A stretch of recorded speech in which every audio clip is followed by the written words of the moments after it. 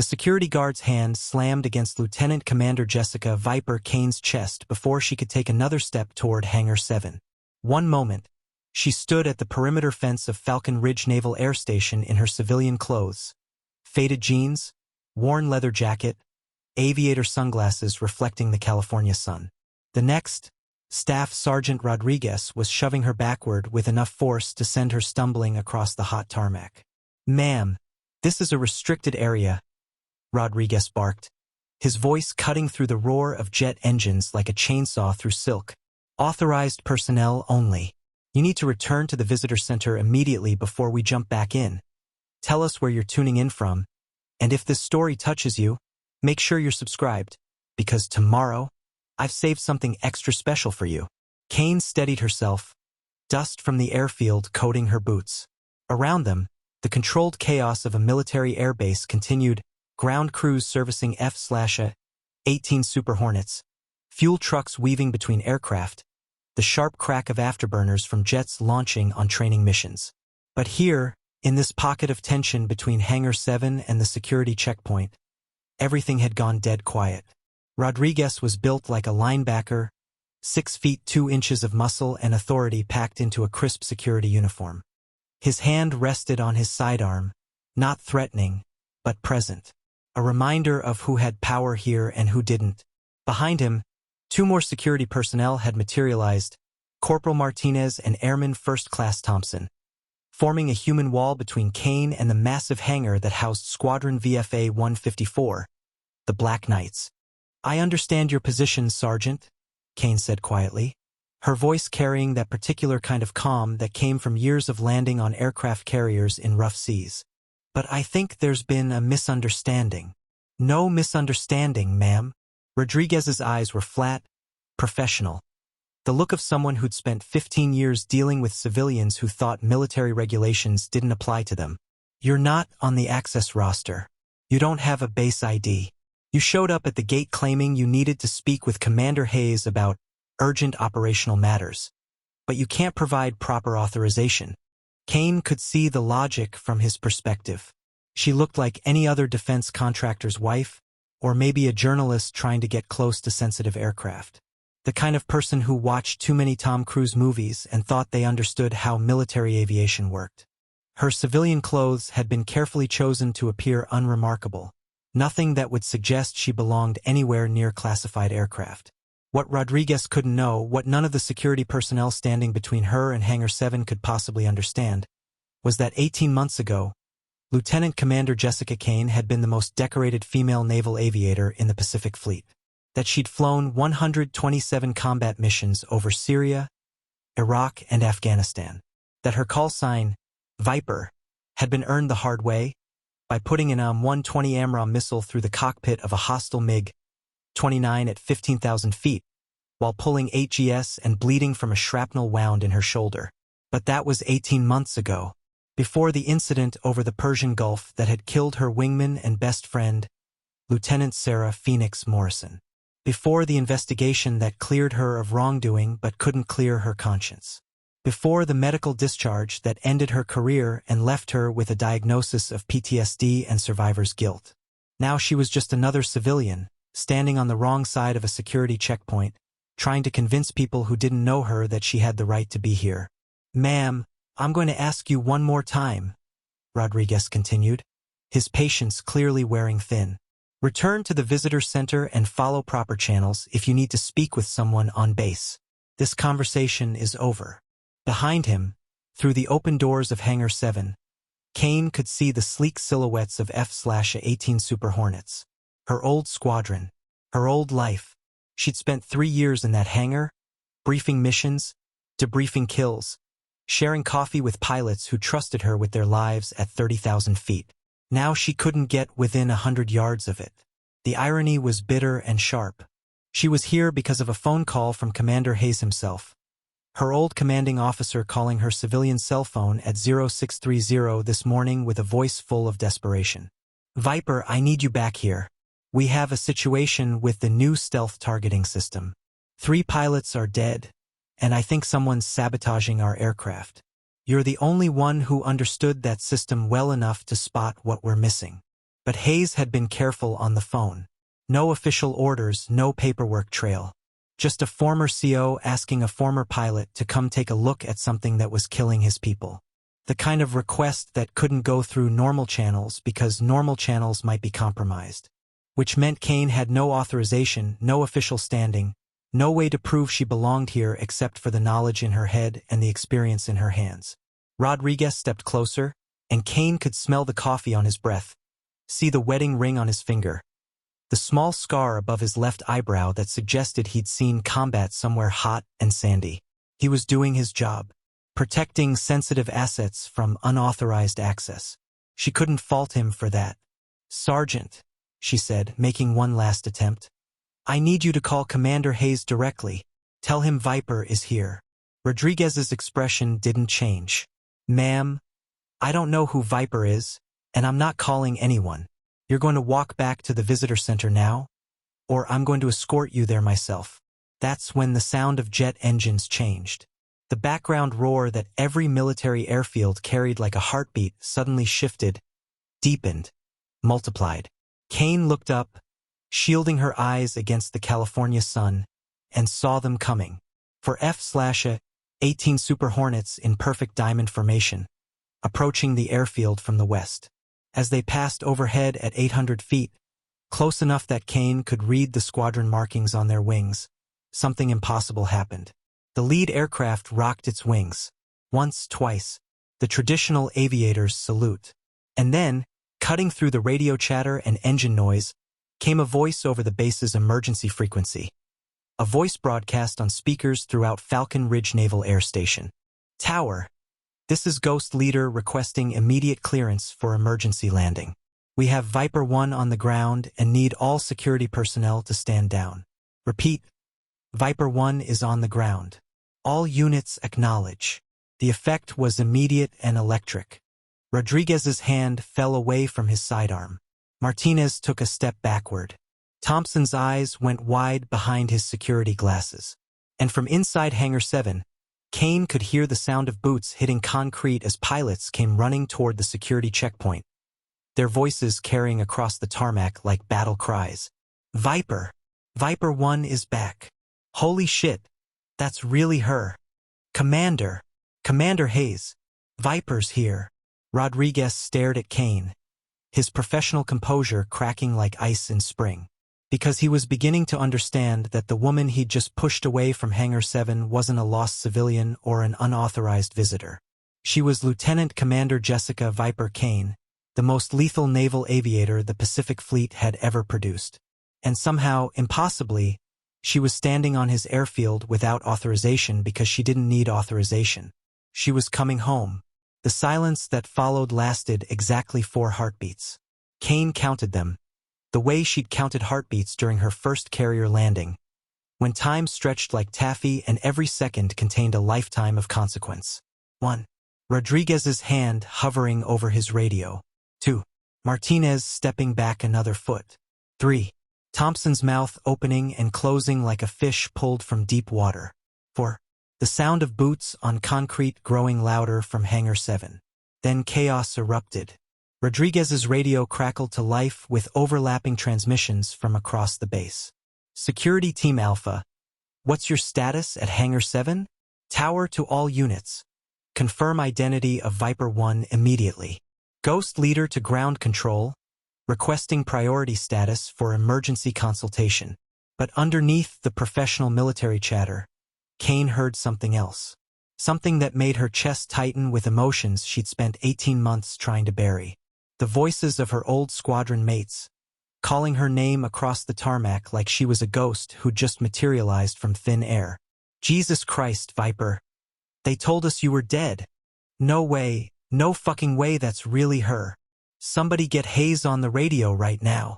Rodriguez pressed his earpiece deeper, his face cycling through confusion, recognition, and something that might have been panic. "Control, this is Security Team Alpha. I need immediate verification on someone claiming to be." He looked at Kane, uncertainty flickering across his features. "What's your full designation, ma'am?" "Lieutenant Commander Jessica Kane, call sign Viper 1, Service number 882-7439. Squadron VFA 154. The words came out automatically, muscle memory from 1,000 briefings, 1,000 check-ins, 1,000 moments when her identity had been the difference between authorized and unauthorized, friendly and hostile, live and dead. Rodriguez repeated the information into his radio, then waited. The pause stretched out like a wire under tension. Kane could see him trying to reconcile the woman in civilian clothes standing in front of him with whatever information was coming back through his earpiece. From inside Hangar 7, more figures appeared. Pilots in flight suits, ground crew in coveralls, mechanics wiping grease from their hands as they emerged from beneath aircraft. But they weren't just looking at her. They were staring at her like she was something impossible, like she was a legend that had stepped out of a story and into their reality. The first pilot to reach the security checkpoint was Lieutenant Jake Hammer Sullivan, a sandy-haired kid from Oklahoma who couldn't have been more than 25. Kane remembered him as a nugget fresh out of flight school, all nervous energy and textbook knowledge. Now he wore the confidence of someone who'd earned his wings the hard way. "Ma'am," Sullivan said, coming to attention so crisp it could have cut glass. "Welcome back to the Black Knights, Viper 1. Behind him, more pilots formed up in an impromptu reception line. Kane recognized most of them, though they'd all changed in the 18 months since she'd last seen them. Lieutenant Amy Razor Torres, now wearing Lieutenant Commander stripes. Lieutenant Commander Mike Bulldog Patterson, sporting a new scar across his left cheek that suggested his last deployment hadn't been routine training exercises. But it was the pilot bringing up the rear who made Kane's breath catch in her throat. Commander David Hayes, her old commanding officer, looked like he'd aged 10 years in 18 months. His hair had gone completely gray, and there were lines around his eyes that spoke of sleepless nights and decisions that kept him awake staring at the ceiling. Hayes pushed through the gathered pilots with the authority of someone who'd commanded men and women in combat. But when he reached Kane, his expression held something she'd never seen there before. Relief so profound it bordered on desperation. "Viper," he said, and his voice was rough with emotion. "Thank God you came." Rodriguez stepped between them, his confusion now edged with suspicion. "Sir, this woman has no authorization to be in this area. She showed up at the gate claiming to need urgent consultation, but she can't provide proper credentials." Hayes looked at Rodriguez like he was speaking a foreign language. "Sergeant, you're looking at the finest pilot the Navy ever produced. Lieutenant Commander Kane has more combat hours than half my squadron combined. She's cleared for any aircraft, any briefing, any operational information on this base. Sir, with respect, she's not on the authorized personnel list. She doesn't have a current base ID. According to regulations, Hayes interrupted, his voice hardening into the tone Kane remembered from combat briefings. "I'm the commanding officer of the squadron, and I'm authorizing her presence personally. Is that sufficient for you, Sergeant?" Rodriguez opened his mouth to respond, but his radio chose that moment to squawk again. This time, the voice coming through was crisp, official, and carried the unmistakable authority of someone accustomed to being obeyed without question. "Security Team Alpha, this is Admiral Morrison. Stand down immediately. You are to provide full access and cooperation to Lieutenant Commander Kane under Priority Authorization Tango 77. Any questions regarding this order will be directed to my office personally. Acknowledge." The blood drained from Rodriguez's face. Admiral Morrison. Even Kane felt her stomach tighten at that name. Admiral Patricia Morrison, Commander of Naval Air Forces Pacific. Sarah's mother. The woman who'd lost her daughter in the same incident that had ended Kane's career. Rodriguez keyed his radio with a hand that trembled slightly. "Admiral Morrison, Security Team Alpha, acknowledging Priority Authorization Tango 77. Full cooperation authorized for Lieutenant Commander Kane." "Excellent, Sergeant. Carry on." The radio fell silent. Kane stared at Hayes, questions tumbling through her mind faster than she could process them. Priority Authorization Tango 77 was reserved for national security emergencies, active combat operations, situations where normal protocols were suspended in favor of immediate action. David, she said quietly, using his first name for the first time in their professional relationship. What the hell is going on here? Hayes glanced around at the assembled pilots, the security personnel, the ground crew who'd gathered to witness her return. Too many ears, too many eyes. Whatever was happening at Falcon Ridge Naval Air Station, it was bigger than a simple consultation about targeting systems. Not here, Hayes said. Hangar 7. Briefing room. Now. As they walked toward the hangar, Kane noticed things that hadn't been apparent from a distance. Increased security presence. Armed Marines posted at intervals that suggested they were guarding against more than casual intrusion. Aircraft that should have been on deployment sitting idle on the tarmac, their engines cold. And most telling of all, the absence of certain aircraft that should have been present.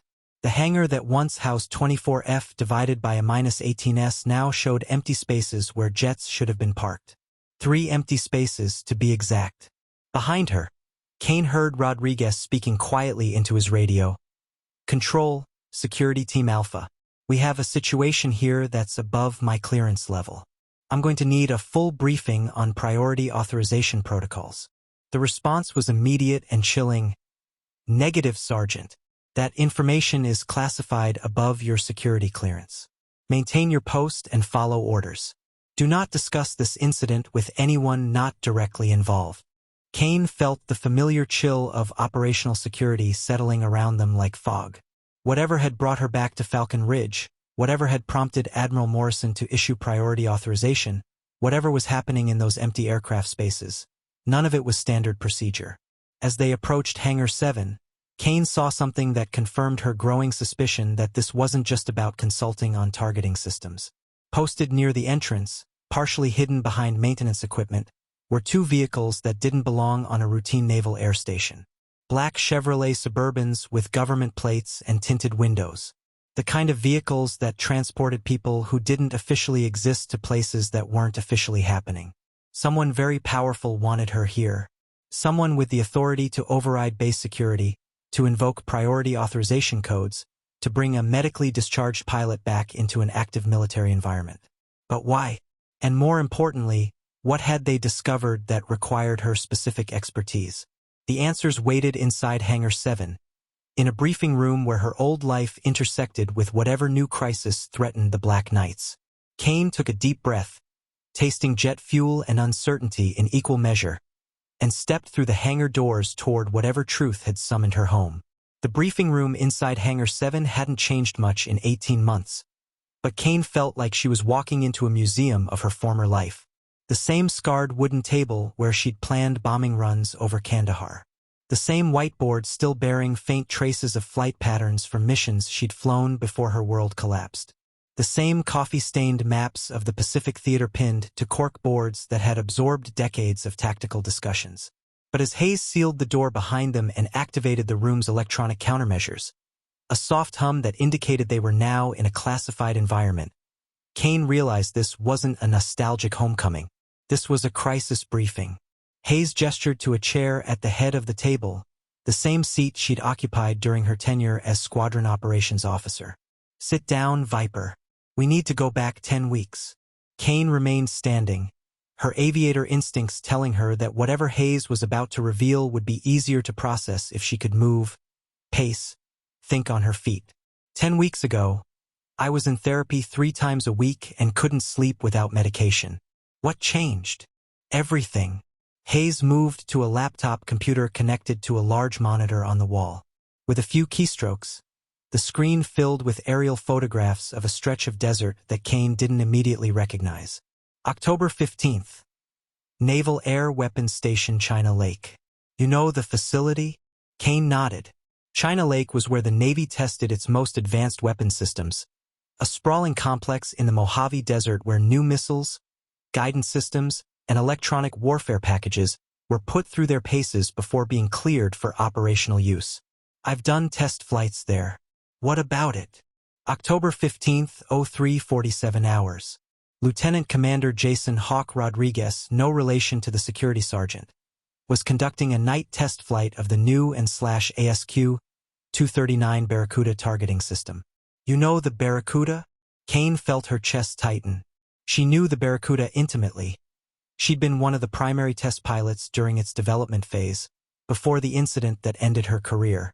The system represented a quantum leap in precision targeting, capable of identifying and engaging multiple targets simultaneously while operating in complete electronic silence. It was the kind of technology that could shift the balance of power in any conflict. "I helped develop that system," Kane said quietly. "Flew the first 50 test sorties. What happened to Rodriguez?" Hayes clicked to the next slide. The image showed wreckage scattered across the desert floor, twisted metal, burned carbon fiber, the distinctive angular remnants of an F-18 Super Hornet that had impacted the ground at high speed. Hawk was executing a routine targeting run against simulated surface-to-air missile sites. Radio contact was normal until 03:51 hours, when he reported a system malfunction. For minutes later, his aircraft augured into the desert at Mach 1.2. Kane studied the wreckage pattern, her trained eye automatically analyzing the debris field. "Looks like controlled flight into terrain." Was he conscious? That's what the accident investigation concluded. Pilot error, spatial disorientation, failure to recover from an unusual attitude. Hayes's voice was flat, professional, but Kane caught the underlying current of anger. Textbook case. Closed file. No further investigation required. "But you don't believe it." Hawk Rodriguez had 800 hours in the Super Hornet and 15 years of military flying experience. He'd flown night missions in Iraq, Afghanistan, Syria. The idea that he became spatially disoriented during a routine test flight over familiar terrain. Hayes shook his head. It didn't add up. Kane moved closer to the monitor, studying the details of the wreckage. "What did the telemetry show?" "That's where it gets interesting." Hayes clicked to another slide, this one showing a timeline of the aircraft's final minutes. The Barracuda system was operating normally until 0350:45 hours. Then, for exactly 37 seconds, all telemetry from the targeting system went dark. Not malfunctioning, dark. As if someone had shut it down remotely. Remotely? Kane's blood chilled. The Barracuda system wasn't supposed to be capable of remote shutdown. It was designed to be completely autonomous once activated, immune to electronic warfare attempts. That's not possible. The system doesn't have remote access capability. That's what we thought too. Hayes pulled up another document, this one marked with classification headers that made Kane's security clearance feel inadequate.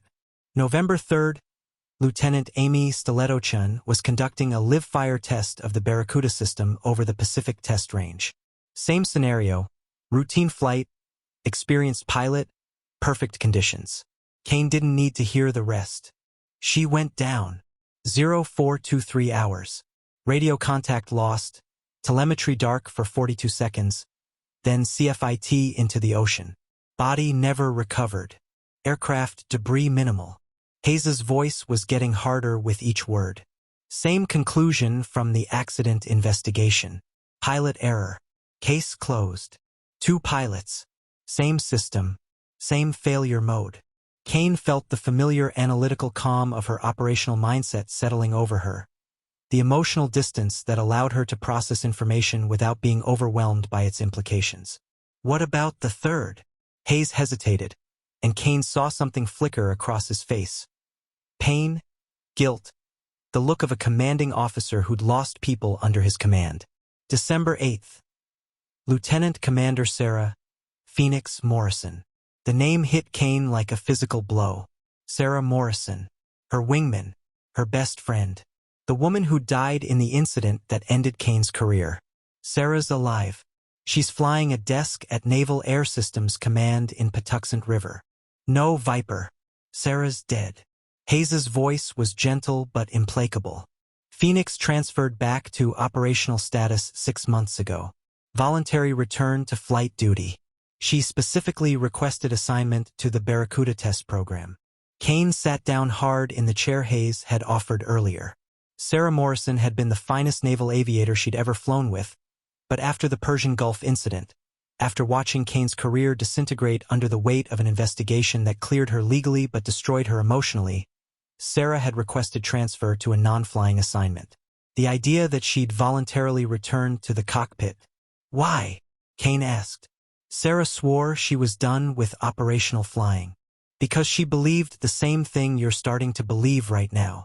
Hayes pulled up a final slide, a photograph of Sarah Morrison in her flight suit, standing beside an F-18 with the Barracuda targeting pod mounted beneath its fuselage. The image was dated 3 days before her death. She thought the system was compromised, that someone had found a way to hack the Barracuda's autonomous systems and turn our most advanced targeting platform into a weapon against our own pilots. Kane stared at the photograph of her dead friend. Sarah's expression was serious, professional, but Kane could see something else in her eyes: determination. The look of someone who'd found a mission worth risking everything for. Sarah came to me 2 weeks before her final flight, Hayes continued. She'd been conducting her own investigation, analyzing the telemetry from Rodriguez and Chen's accidents. She believed she'd found evidence of external manipulation, code injection, remote override, systematic sabotage designed to look like pilot error. What kind of evidence? Signal analysis that showed unauthorized transmissions to the Barracuda system during the blackout periods. Frequency signatures that didn't match any known military or civilian systems. Encryption patterns that suggested foreign intelligence involvement. Hayes closed the laptop, cutting off the images of destruction and death. Sarah was convinced that someone, a foreign power, defense contractor, domestic threat actor, had compromised the most classified targeting system the Navy had ever developed. Kane felt pieces of a larger puzzle clicking into place. She was going to prove it, use herself as bait. Phoenix volunteered for one final test flight. She installed additional monitoring equipment in her aircraft, created redundant data recording systems, prepared multiple deadman switches that would transmit her findings if something happened to her. Hayes's voice cracked slightly. She was going to expose whoever was killing American pilots. But she died anyway. Her aircraft went down at 0456 hours, 47 miles southwest of China Lake. Same pattern, system blackout, loss of control, controlled flight into terrain. But this time, we recovered something the other crashes didn't provide. Hayes reached into a classified document bag and withdrew a ruggedized data recorder about the size of a smartphone. Sarah's backup telemetry system, military-grade encryption, impact-resistant housing, emergency transmission capability. She activated it 30 seconds before her aircraft hit the ground. Kane stared at the device. Such a small thing to contain the final moments of her friend's life. What did it record? Proof that the Barracuda targeting system can be compromised by external signals. Evidence of unauthorized access during the critical blackout period. And most importantly, the source location of the override transmissions. Hayes met her eyes across the table. Sarah died to give us this information, Viper. She died to prove that American pilots were being murdered by their own technology. The room was quiet except for the hum of electronic countermeasures and the distant sound of jet engines from the flight line. Kane understood now why Admiral Morrison had issued priority authorization. Why security had been increased. Why Hayes had called her back despite her medical discharge and civilian status. You need someone who understands the Barracuda system well enough to interpret Sarah's data, Kane said. Someone who can figure out how the compromise works and how to stop it. More than that. Hayes stood, moved to the sealed window overlooking the flight line. We need someone who can fly the system, test our countermeasures, and stay alive long enough to identify who's behind this. The Barracuda program represents $2 billion in development costs and 5 years of classified research. If it's compromised, every F-18 squadron in the Pacific Fleet is flying with a targeting system that could kill them at any moment. Kane joined him at the window. Outside, she could see pilots conducting pre-flight inspections, ground crews preparing aircraft for training missions, the routine operations of a naval air station that continued despite the shadow of sabotage hanging over them. 3 pilots are dead, Viper. 3 of the best aviators the Navy ever produced. And whoever's behind this isn't finished. Hayes turned to face her. We've got 19 more aircraft equipped with Barracuda systems. 19 more pilots who could be the next target. Unless we stop this. Kane understood the weight of what he was asking. Return to flight status. Test the very system that had killed her best friend. Risk her life to save the lives of pilots she'd never met, using technology she'd helped create. The decision should have been difficult. She'd spent 18 months rebuilding her life away from the cockpit, learning to live with the guilt and trauma that had ended her military career. She had every reason to walk away, to let someone else handle this crisis. But Sarah Morrison had died trying to protect American pilots from their own technology. And Kane was the only person alive who understood the Barracuda system well enough to finish what Sarah had started. "When do I fly?" she asked. Hayes led Kane through a maze of corridors that bypassed the main hangar floor, their footsteps echoing off polished concrete that gleamed under harsh fluorescent lighting. The route took them deeper into the administrative heart of Falcon Ridge than Kane had ever been, past offices with names she didn't recognize, through security checkpoints that required Hayes's biometric clearance, into sections of the base that existed on no public directory. "The briefing I'm about to give you doesn't officially exist," Hayes said as they walked. "There are no written records, no digital files, no paper trail that connects what you're about to hear to any official Navy investigation. If this goes sideways, if the wrong people ask the wrong questions, this conversation never happened." Kane nodded, understanding the implications. Plausible deniability. Black operations. The kind of investigation that happened in the shadows because bringing it into the light might compromise national security or expose vulnerabilities that enemies could exploit. They stopped at a door marked only with a number, 247. Hayes placed his palm on a scanner, submitted to a retinal scan, then entered a 12-digit code on a keypad. The door opened with the solid click of multiple locking mechanisms disengaging. Inside was a room that belonged in a Pentagon subbasement rather than a naval air station. No windows, soundproofed walls. A conference table surrounded by chairs that looked like they'd been designed for people who made decisions that never appeared in congressional budgets. At the head of the table sat a woman Kane recognized from newspaper photographs and television briefings, Admiral Patricia Morrison, commander of Naval Air Forces Pacific. Sarah's mother. Admiral Morrison had aged since Kane had last seen her at Sarah's funeral 18 months ago. Her hair had gone completely white, and there were lines around her eyes that spoke of sleepless nights and decisions that kept senior officers awake staring at their bedroom ceilings. But her bearing was still military straight, her gaze still sharp enough to cut through evasions and half-truths. "Lieutenant Commander Kane," Admiral Morrison said, rising from her chair. Her voice was steady, professional, but Kane caught the slight tremor that suggested this meeting was as difficult for the Admiral as it was for her. "Thank you for coming, Admiral." Kane came to attention automatically, muscle memory from 1,000 briefings taking over. "I'm sorry for your loss, ma'am. Sarah died doing her job. The same job I'm about to ask you to finish." Admiral Morrison gestured to a chair across from her. "Please sit down. We have a great deal to discuss." As Kane took her seat, she noticed the other occupants of the room. A man in his 50s wearing a civilian suit that screamed government service, probably CIA or NSA. A woman with the bearing of a career intelligence officer, her hands showing calluses that suggested she'd spent time in the field before moving to analysis. And in the corner, almost invisible until Kane's eyes adjusted to the room's lighting, a figure in navy whites with captain stripes and a face that belonged on recruitment posters. "Before we begin," Admiral Morrison said, "I need to establish the legal framework for this operation. Lieutenant Commander Kane, you are currently on medical discharge status." "Correct." "Yes, ma'am. As of this moment, you are being recalled to active duty under Emergency Authorization 12 Alpha. This is a classified reactivation that bypasses normal medical review processes in cases of national security emergency." Admiral Morrison slid a document across the table. "Your signature acknowledges that you understand the parameters of this reactivation and accept the risks associated with return to flight status." Kane read the document quickly. It was mostly legal boilerplate, but the key phrases jumped out at her: voluntary acceptance of hazardous duty, waiver of medical restrictions, acknowledgement of classified operational parameters.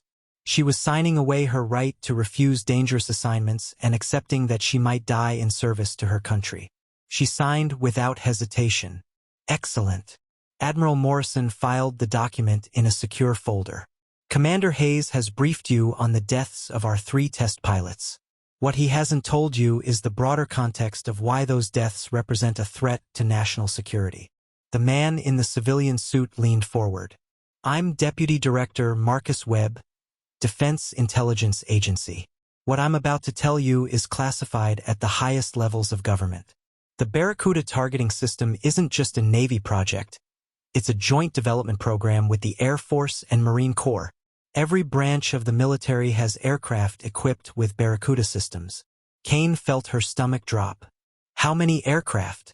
As of today, 237 fighters, bombers, and attack helicopters across all services carry operational Barracuda systems. Another 400 are scheduled for installation over the next 18 months. Webb's voice was flat, clinical. If the system is compromised, we're looking at the potential loss of over 600 military aircraft and their crews. The woman with intelligence bearing spoke up. I'm Colonel Jennifer Reeves, Air Force Special Investigations. We've been monitoring similar incidents across all services. The Navy pilots were just the beginning. She activated a tablet, and the room's main screen filled with photographs of aircraft wreckage. October 23rd. Air Force Captain Daniel Kruger, F-22 Raptor, Nevada Test Range. November 17th. Marine Corps Major Lisa Rodriguez, AV-8B Harrier, 29 Palms. December 2nd. Army Chief Warrant Officer 3 Kevin Thompson, H-64 Apache, Fort Irwin. Kane stared at the images. Different aircraft, different services, different locations. But the wreckage patterns were unmistakably similar. High-speed impact with terrain, minimal survivor evidence, scattered debris fields that suggested controlled flight into the ground. 6 pilots total, Admiral Morrison said, all experienced aviators, all flying aircraft equipped with Barracuda targeting systems, all officially classified as pilot error accidents. But you don't believe that, Kane said. We know it's not pilot error. The captain in the corner finally spoke, and Kane recognized the voice immediately. Captain Luke Reaper Jackson, one of the most decorated naval aviators in the Pacific Fleet. She'd flown with him during her deployment aboard the USS Ronald Reagan 3 years ago. I've been conducting off-the-books analysis of the telemetry data from all 6 incidents. The pattern is consistent across services, aircraft types, and operational conditions. Jackson moved to the main screen, calling up a complex data visualization that showed signal frequencies, timing patterns, and geographic coordinates. Each incident was preceded by an unauthorized transmission to the aircraft's Barracuda system. The transmissions lasted between 30 and 50 seconds, originated from different geographic locations, and used encryption protocols that don't match any known military or civilian systems. Kane studied the data, her analytical mind processing the implications. Someone has developed a way to remotely access and control the Barracuda system. But that should be impossible. The system was designed with multiple security layers specifically to prevent external manipulation. That's what we thought too, Deputy Director Webb said. Until we found this. He produced a tablet showing what appeared to be source code. Thousands of lines of programming instructions that meant nothing to Kane but obviously meant everything to the people in this room. What am I looking at? A back door, Colonel Reeves explained. Hidden subroutines embedded in the Barracuda's core operating system. Someone with intimate knowledge of the system's architecture inserted code that would allow external access while appearing to function normally during standard testing. Admiral Morrison's voice was ice-cold. Someone on the development team sabotaged the targeting system. Someone with the highest levels of security clearance and technical access. Someone who's been planning this for years. The room fell silent as the implications sank in. This wasn't foreign espionage or terrorist activity. This was betrayal from within. Someone trusted with the military's most advanced technology had turned it into a weapon against American pilots. How many people had access to the core programming? Kane asked. 47 individuals across all services and defense contractors, Captain Jackson replied. Engineers, test pilots, program managers, quality assurance specialists, all with top-secret clearances, all thoroughly vetted through background investigations, and all potentially capable of murder, Webb added grimly. Kane leaned back in her chair, trying to process the scope of what she was hearing. 6 pilots dead, hundreds more at risk, a targeting system that could be turned into an assassination weapon at the touch of a button. And somewhere among the 47 people trusted to develop America's most advanced military technology was a traitor willing to kill their own countrymen. "What's the plan?" she asked. Admiral Morrison opened a new folder, revealing photographs of aircraft, technical specifications, and what appeared to be a mission timeline. Operation Mirror Shield. You're going to help us identify and stop the saboteur before more pilots die. How? By becoming the perfect target. Captain Jackson's smile was sharp as a blade. We're going to announce that you've returned to active duty as the primary test pilot for Barracuda system validation. We're going to publicize your flight schedule, broadcast your mission parameters, make it clear that you're the most important pilot in the program. Kane understood immediately. You want to use me as bait. We want to force their hand, Admiral Morrison corrected. Whoever's behind this has been careful, methodical, patient. They've killed 6 pilots over 3 months without arousing official suspicion. But you represent something different. You're not just another test pilot. You're the original Barracuda development pilot. You know the system better than anyone except the saboteur themselves. And if they try to kill me, we'll be ready. Deputy Director Webb produced another set of documents. Your aircraft will be equipped with countermeasure systems designed specifically to detect and block unauthorized transmissions. You'll have backup pilots monitoring every flight. Most importantly, you'll have the modified telemetry system that Sarah Morrison developed, the one that recorded evidence of the sabotage attempts. Colonel Reeves added, every time they try to hack your aircraft systems, we'll learn more about their methods, their capabilities, their location. Eventually, we'll have enough information to identify and arrest them. Kane looked around the table at the faces staring back at her. Admiral Morrison, seeking justice for her daughter's death. Captain Jackson, determined to protect his fellow aviators. Webb and Reeves focused on national security implications. Commander Hayes, who'd trusted her enough to bring her back into this world. They were asking her to fly aircraft that had already killed 6 pilots, using technology that had been deliberately compromised, against an enemy who could potentially take control of her aircraft and crash it at will. They were asking her to risk her life repeatedly, systematically, until either the saboteur was caught or she joined the list of victims. "When do I start?" Kane asked. Admiral Morrison's smile was sharp with approval. "Tomorrow morning, 0600 hours. We have a Barracuda-equipped Super Hornet fueled and ready for your return to flight status. Welcome back to active duty, Lieutenant Commander Kane." As the briefing concluded and the participants began filing out of the room, Admiral Morrison touched Kane's arm gently. "Lieutenant Commander, a word in private." When they were alone, Admiral Morrison's professional composure cracked slightly, revealing the grieving mother beneath the flag officer's uniform. "Sarah spoke about you often after the Persian Gulf incident. She blamed herself for not being able to help you through the investigation, for not being able to prevent your discharge." Admiral Morrison's voice was quiet, heavy with loss. When she decided to return to flight status when she volunteered for the Barracuda program, she told me she was doing it for you as much as for the other pilots.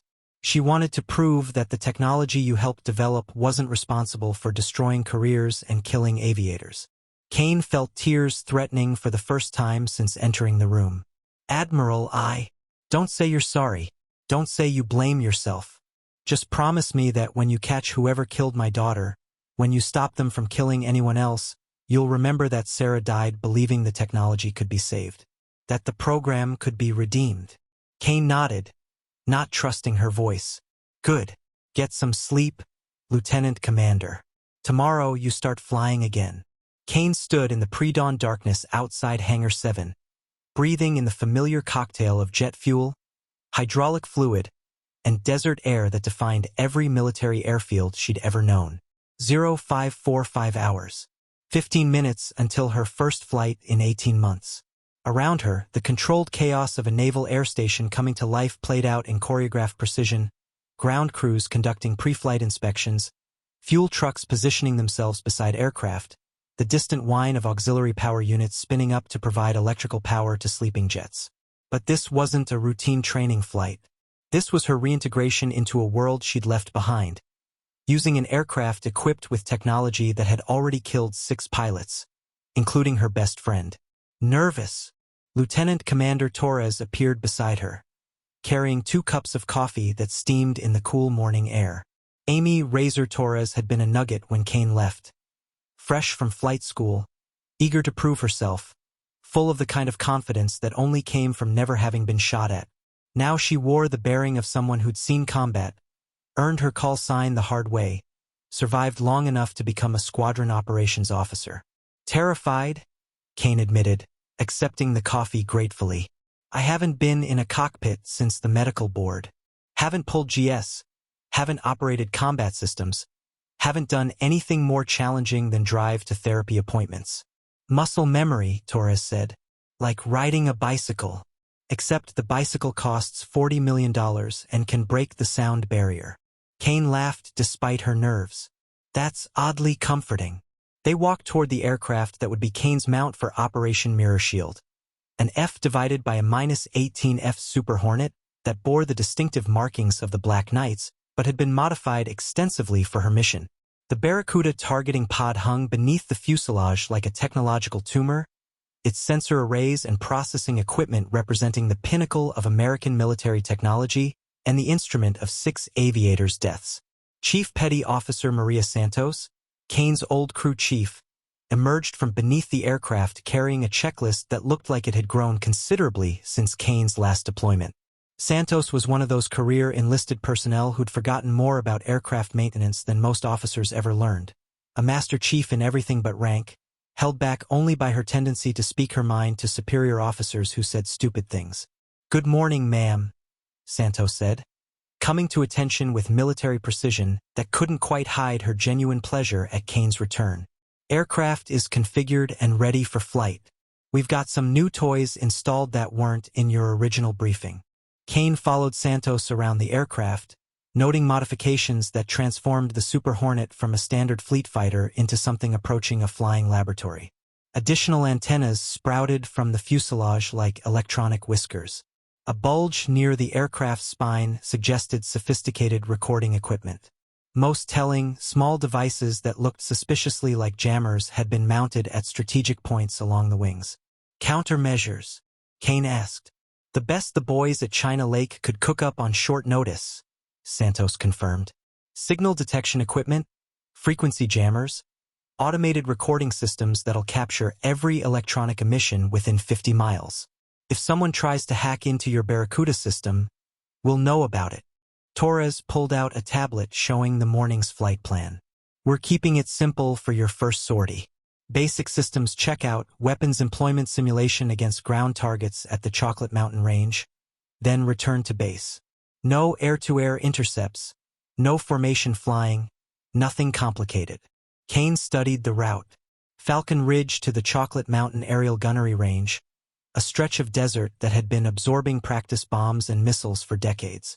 Straightforward navigation, familiar territory, the kind of flight that should pose no challenges to an experienced pilot returning to flight status.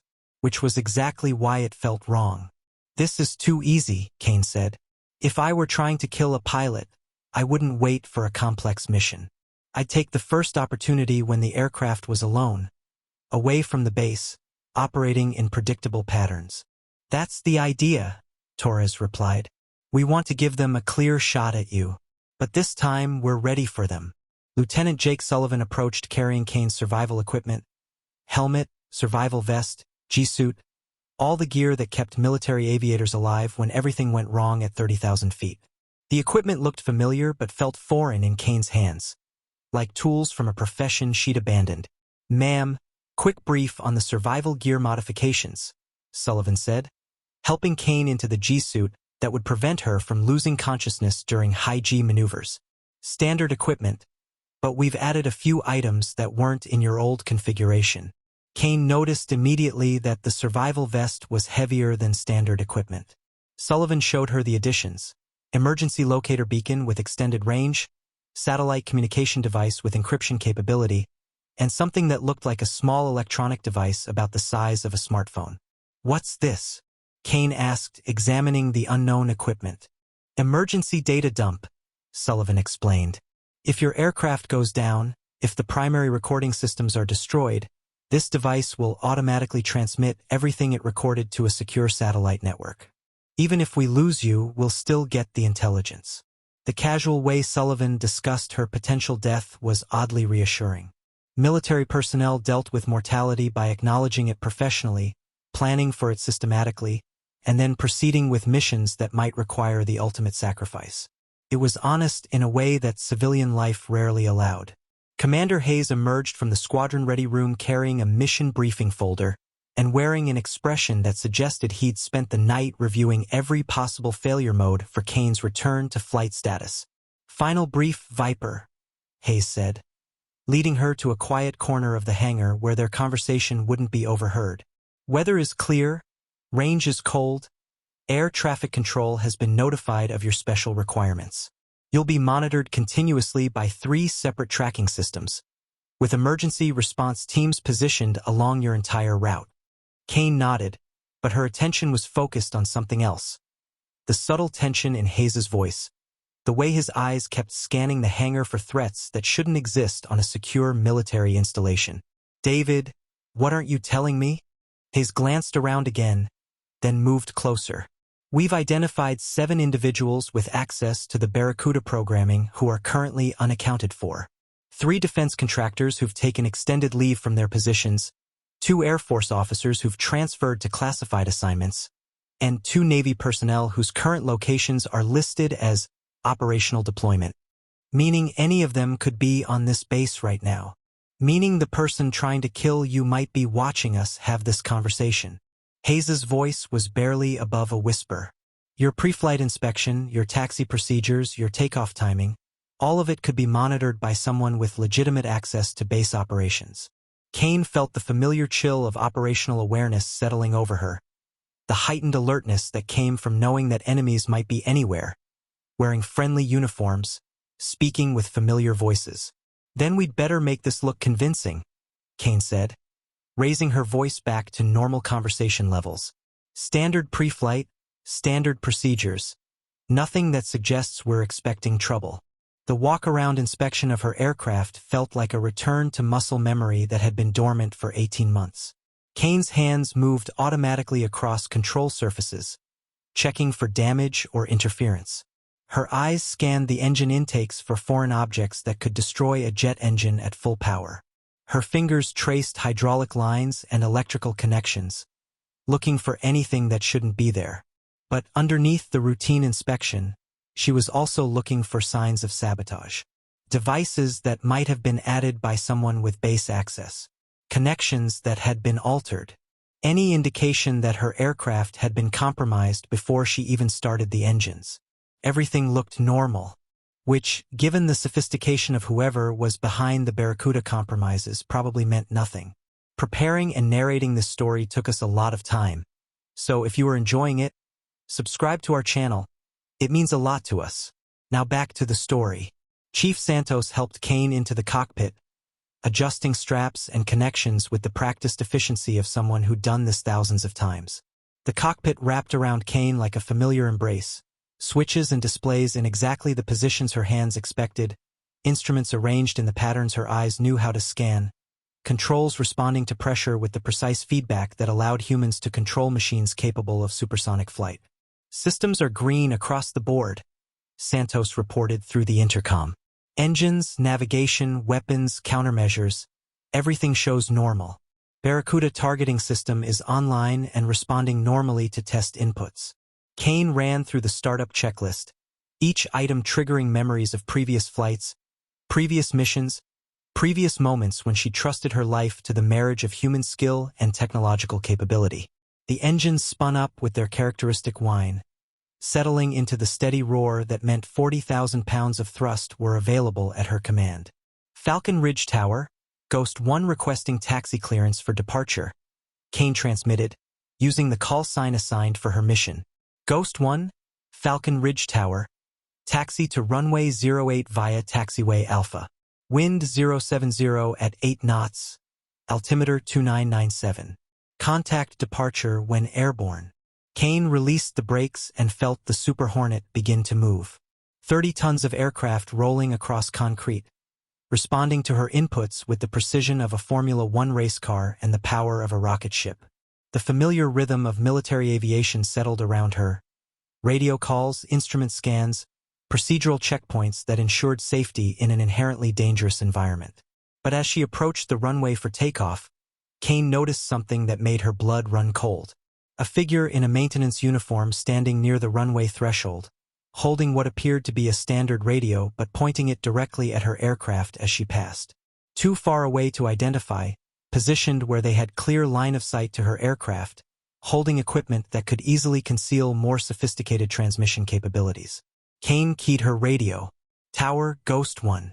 I need you to identify the individual in maintenance uniform at the approach end of runway 08. Pause. Ghost 1. I don't show any authorized personnel in that area. Stand by. By the time security vehicles reached the position, the figure was gone. No sign of unauthorized personnel. No evidence of anything except Kane's growing certainty that the person trying to kill her was already making their first move. Ghost 1, you're cleared for takeoff. Emergency response teams are in position. Kane advanced the throttles to full power and felt the Super Hornet surge forward, accelerating down the runway toward whatever waited for her in the desert sky. Behind her, Falcon Ridge Naval Air Station fell away. Ahead, the Chocolate Mountain Range promised target practice and system testing.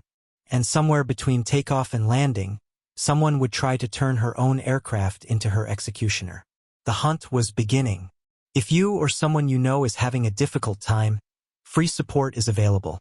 At 15,000 feet above the Mojave Desert, Kane felt the familiar sensation of her body remembering skills that 18 months of civilian life hadn't erased. The Super Hornet responded to her inputs with mechanical precision, banking smoothly through a series of system checks that verified everything from hydraulic pressure to weapons bay operations. The Barracuda targeting system hummed quietly beneath the fuselage, its sensors scanning the empty desert below for targets that existed only in computer simulations.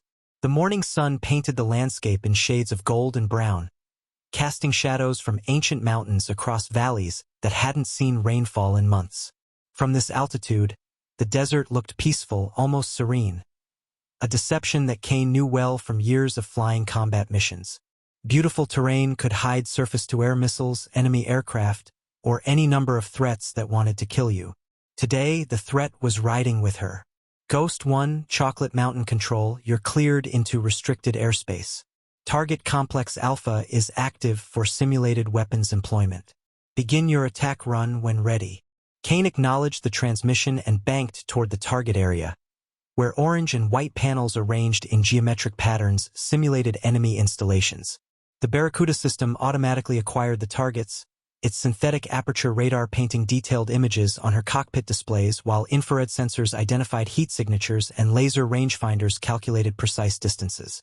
This was the technology that had made her squadron the most effective close air support unit in the Pacific Fleet. The system that could identify and engage multiple targets simultaneously while keeping pilots safely beyond the range of most surface threats. The system that someone had turned into an assassination weapon. Kane activated the targeting sequence, watching as the Barracuda system cycled through its operational modes. Target acquisition was clean. The system correctly identified simulated enemy positions while ignoring friendly markers. Weapons calculation appeared normal. The computer generated firing solutions that would put simulated bombs precisely on target. Navigation integration functioned perfectly. The targeting data synchronized seamlessly with her aircraft's flight management system. Everything was working exactly as designed, which meant the sabotage wouldn't reveal itself until someone transmitted the override signal. Ghost 1, this is Overwatch. We're showing normal system operation across all parameters. How do you copy? The voice belonged to Captain Jackson, monitoring her flight from a command post at China Lake. Hidden in the casual radio traffic was constant surveillance. Teams of technicians analyzing every electronic emission from her aircraft, ready to detect unauthorized transmissions that might indicate sabotage attempts. Overwatch Ghost 1 copies all normal. Beginning attack simulation now. Kane rolled into a shallow dive, lining up on the first target complex. The Barracuda system tracked smoothly, maintaining lock despite her aircraft's movement through three-dimensional space. On her heads-up display, targeting symbology overlaid the real world with computer-generated information, range to target, weapon selection, release parameters. She squeezed the trigger. In a real combat situation, a 500-pound GPS-guided bomb would have separated from her aircraft and followed a ballistic trajectory to the target below. Today, only electrons moved, the targeting system recording a successful engagement, while the targets remained safely intact for the next pilot's practice session. Good hit, Ghost 1. Target destroyed. Move to target complex Bravo. Kane banked left, following the computer-generated flight path that would position her for the next simulated attack. The Barracuda system automatically switched targets, acquiring new aim points while maintaining situational awareness of threats that might emerge from unexpected directions. It was during the transit to the second target that Kane first noticed the anomaly. A brief flicker in her navigation display, barely perceptible, lasting perhaps half a second, but unmistakable to someone who'd spent thousands of hours watching instruments for signs of malfunction or enemy interference. The GPS readout had shifted, not enough to affect her navigation significantly, but enough to suggest that someone was testing her aircraft's vulnerability to electronic attack. Overwatch Ghost 1. I'm seeing minor navigation fluctuations. Are you copying any unusual signals? A pause that lasted too long. When Jackson's voice returned, it carried an edge of tension that hadn't been there before. Ghost 1, we're analyzing. Continue with your mission profile. Kane understood the subtext. They detected something, probably the same signal that had preceded the deaths of 6 other pilots. But they weren't ready to abort the mission yet. They needed more data, more evidence, more intelligence about how the sabotage worked. She was still bait, and something was taking that bait. Kane continued toward target complex Bravo, but now every instrument reading carried additional significance. GPS accuracy fluctuated within normal parameters, but the fluctuations followed patterns that seemed too regular for random interference. Engine parameters remained stable, but tiny variations in fuel flow suggested someone was testing their ability to access her aircraft's flight management systems.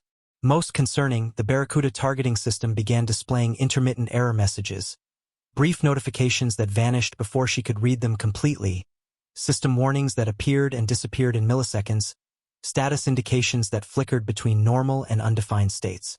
Someone was probing her aircraft's electronic defenses, learning its vulnerabilities, preparing for an attack that would make her death look like pilot error. Ghost 1, target complex Bravo is hot. Begin your attack run. Kane rolled into the prescribed dive, but this time she was watching more than target symbols and weapons parameters. She was monitoring every system, every display, every indication that might reveal the moment when external control attempted to override her inputs. The Barracuda system locked onto the second target complex, but the symbology on her heads-up display flickered briefly, just long enough to suggest that someone else was accessing the targeting data.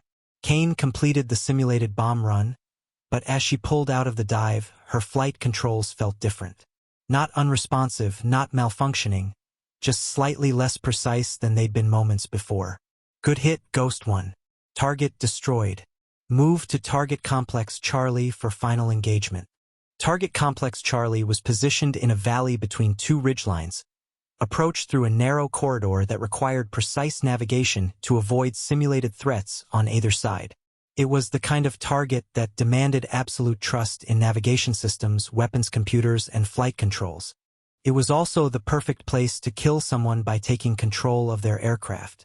As Kane approached the valley entrance, her electronic warfare display lit up with warnings that made her blood run cold. Multiple radar signatures were painting her aircraft, not from the simulated threats of the exercise, but from transmitters that weren't supposed to exist in this area. Frequency analysis showed signals that matched no known military or civilian systems. Someone was here. Someone with sophisticated electronic warfare equipment was actively targeting her aircraft. Overwatch, Ghost 1 is spiked by multiple unknown radars. I'm seeing signals that don't match the exercise profile. Ghost 1, we copy your transmissions. Continue with the mission. The response was wrong. In any real situation, detection of unknown radar signatures would trigger immediate investigation, possible mission abort, certainly a change in flight profile to avoid potential threats. The fact that they were telling her to continue meant one of two things. Either this was part of the planned operation to gather intelligence on the saboteur, or the people monitoring her flight had been compromised. Kane flew into the valley anyway, because stopping now would mean the deaths of 6 pilots would go unavenged and hundreds more aviators would remain at risk from compromised targeting systems. As she approached Target Complex Charlie, the Barracuda system began behaving erratically. Target acquisition failed, then succeeded, then failed again. Weapons calculations displayed impossible results, negative ranges, weapon types that weren't loaded on her aircraft, firing solutions that would require her to be in 2 places simultaneously. Then, without warning, every display in her cockpit went dark. Complete electrical failure. Navigation systems, engine instruments, flight controls, communication radios. Everything that connected her to the outside world vanished in the space between one heartbeat and the next. Kane was flying a $40 million fighter aircraft using nothing but airspeed and altitude instruments that operated independently of the main electrical systems. But electrical failure didn't explain what happened next. Her aircraft banked hard left without any input from her flight controls. The stick in her hands fought against her grip as something else attempted to control her aircraft's flight path. Kane pulled back on the stick, trying to level the wings, but the aircraft continued turning toward the ridgeline that bordered the eastern side of the valley. Someone had taken control of her aircraft. The saboteur was attempting to crash her into the mountainside, just as they'd crashed 6 other pilots into terrain that would destroy evidence of external interference. Kane disconnected the autopilot, switched to manual reversion mode, and fought for control of her aircraft using pure mechanical linkages that couldn't be overridden by electronic interference. The Super Hornet responded sluggishly. Backup flight controls provided basic maneuverability but none of the precision that computer-assisted systems normally delivered. Through the canopy, she could see the ridgeline growing larger. Rocky slopes and jagged peaks that would reduce her aircraft to scattered debris if she couldn't regain control. Her altitude was dropping rapidly, airspeed decreasing as the aircraft's nose pitched up beyond sustainable flight parameters. This was how Rodriguez had died. How Chun and Morrison and the others had died, fighting aircraft that had been turned against them by someone who could access their most sophisticated systems and use that access to commit murder. Kane advanced her throttles to full afterburner and pulled back on the stick with both hands, using every ounce of strength and technique developed over 15 years of military flying. The aircraft shuddered, struggled, began to respond to her inputs instead of the external signals trying to kill her. But her electrical systems were still dark. She had no radio to call for help, no navigation to determine her position, no way to contact the people monitoring her flight except for the emergency locator beacon in her survival vest. Kane activated the beacon and hoped that Captain Jackson and his team were receiving her telemetry. More importantly, she hoped they were tracking the source of the signals that had just tried to murder her. Because somewhere in the desert below, probably watching her fight for control of her aircraft, was the person who'd killed Sarah Morrison. The person who'd turned America's most advanced targeting system into an assassination weapon. And now they knew that Kane had survived their first attempt, which meant they'd probably try again before she could land safely at Falcon Ridge. Kane turned toward home, flying on backup instruments through airspace that might contain additional threats, hoping that 18 months away from the cockpit hadn't dulled her ability to stay alive when technology turned against her. The hunt had become mutual. The predator was now also the prey. Kane nursed the crippled Super Hornet through 30 miles of hostile airspace, her hands cramping from the constant pressure required to keep the aircraft flying on backup systems that had never been designed for extended use. Every control input demanded physical force that normal flight systems would have amplified hydraulically. Her shoulders ached, her forearms burned, and sweat pooled in her flight suit, despite the cockpit's air conditioning system. one of the few electrical components still functioning. The electrical failure had been selective, she realized. Life support continued operating. The ejection seat remained powered. Emergency systems functioned normally. Whoever had attacked her aircraft possessed surgical precision in their sabotage capabilities. They could disable specific systems while leaving others untouched, creating the perfect conditions for what would appear to be pilot error followed by controlled flight into terrain. Except Kane hadn't crashed. She'd fought back, regained control, survived the first attempt on her life, which meant her attacker now faced a choice. Let her escape with evidence of the sabotage attempt, or escalate their efforts to ensure she never reached Falcon Ridge alive. 25 miles from home, Kane got her answer. Her radar warning receiver, miraculously still functional, began screaming with alerts that made her blood freeze. Multiple aircraft approaching from the southeast, flying information, squawking identification codes that identified them as friendly F-18 Super Hornets from her own squadron. But Kane knew the daily flight schedule. No other Black Knight's aircraft were supposed to be airborne during her solo mission, which meant these weren't rescue aircraft coming to escort her home. They were additional sabotage attempts disguised as assistance. Through her canopy, Kane could see 4 aircraft approaching in perfect diamond formation, beautiful, precise, deadly. At this distance, they looked exactly like squadron mates responding to her emergency. But as they drew closer, Kane noticed details that transformed relief into terror. The approaching aircraft carried live weapons. Air-to-air missiles hung beneath their wings like metallic sharks, and their gun barrels were uncovered, configurations appropriate for combat missions, not training flights over Southern California. Kane's radio crackled to life as her communication systems partially restored themselves. Ghost 1, this is rescue flight. We're here to escort you home. Follow our lead and maintain formation. The voice was professional, calm, carrying the authority of someone accustomed to being obeyed without question. But Kane didn't recognize the speaker, and something about the transmission felt wrong. Too formal, too scripted, lacking the casual familiarity that characterized squadron communications. Rescue flight, Ghost 1. I need you to authenticate with today's code word. A pause that lasted too long.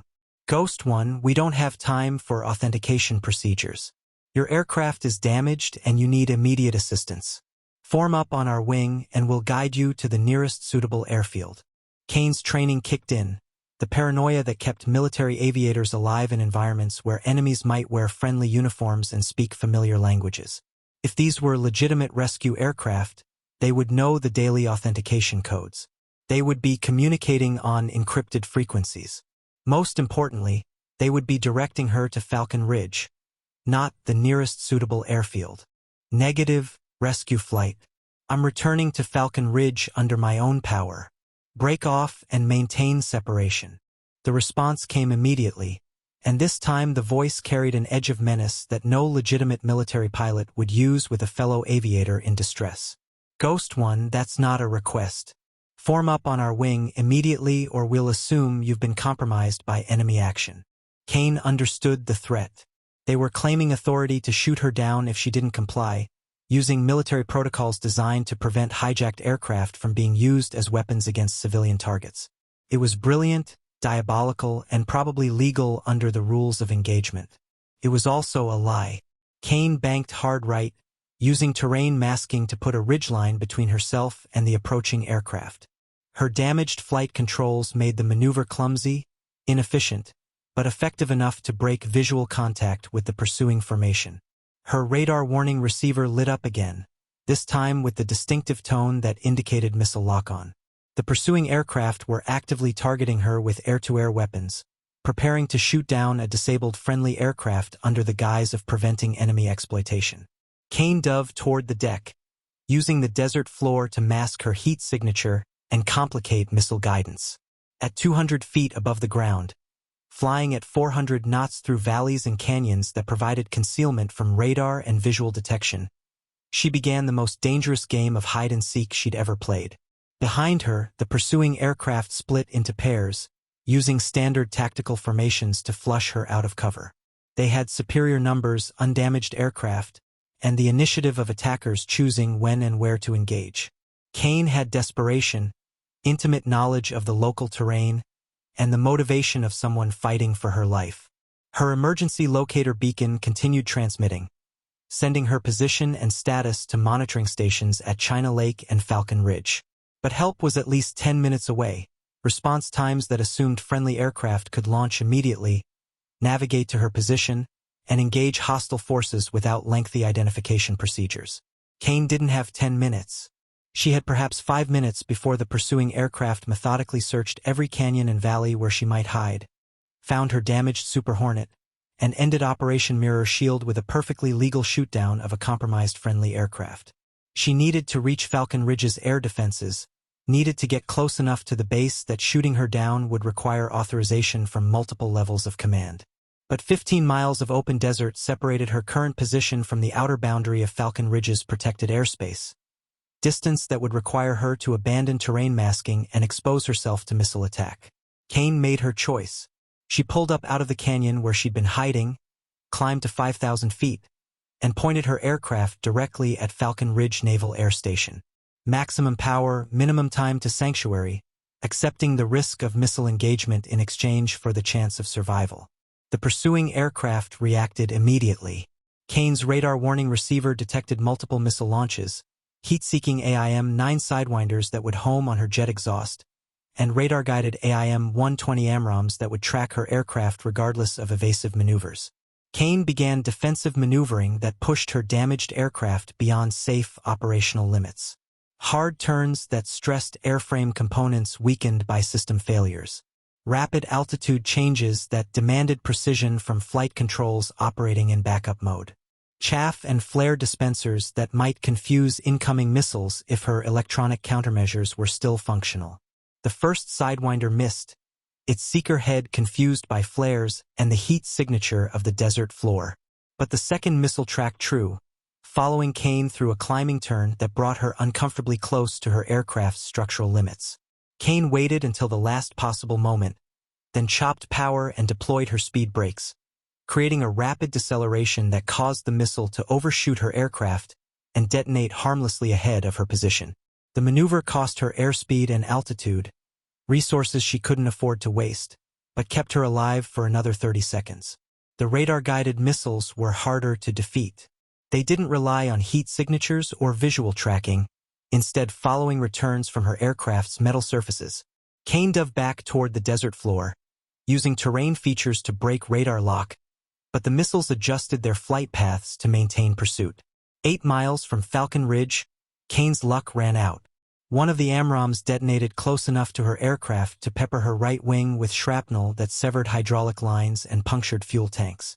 Warning lights illuminated her cockpit like a Christmas tree, and her already compromised flight controls became even less responsive. But 8 miles from Falcon Ridge meant she was within range of the base's air defense systems.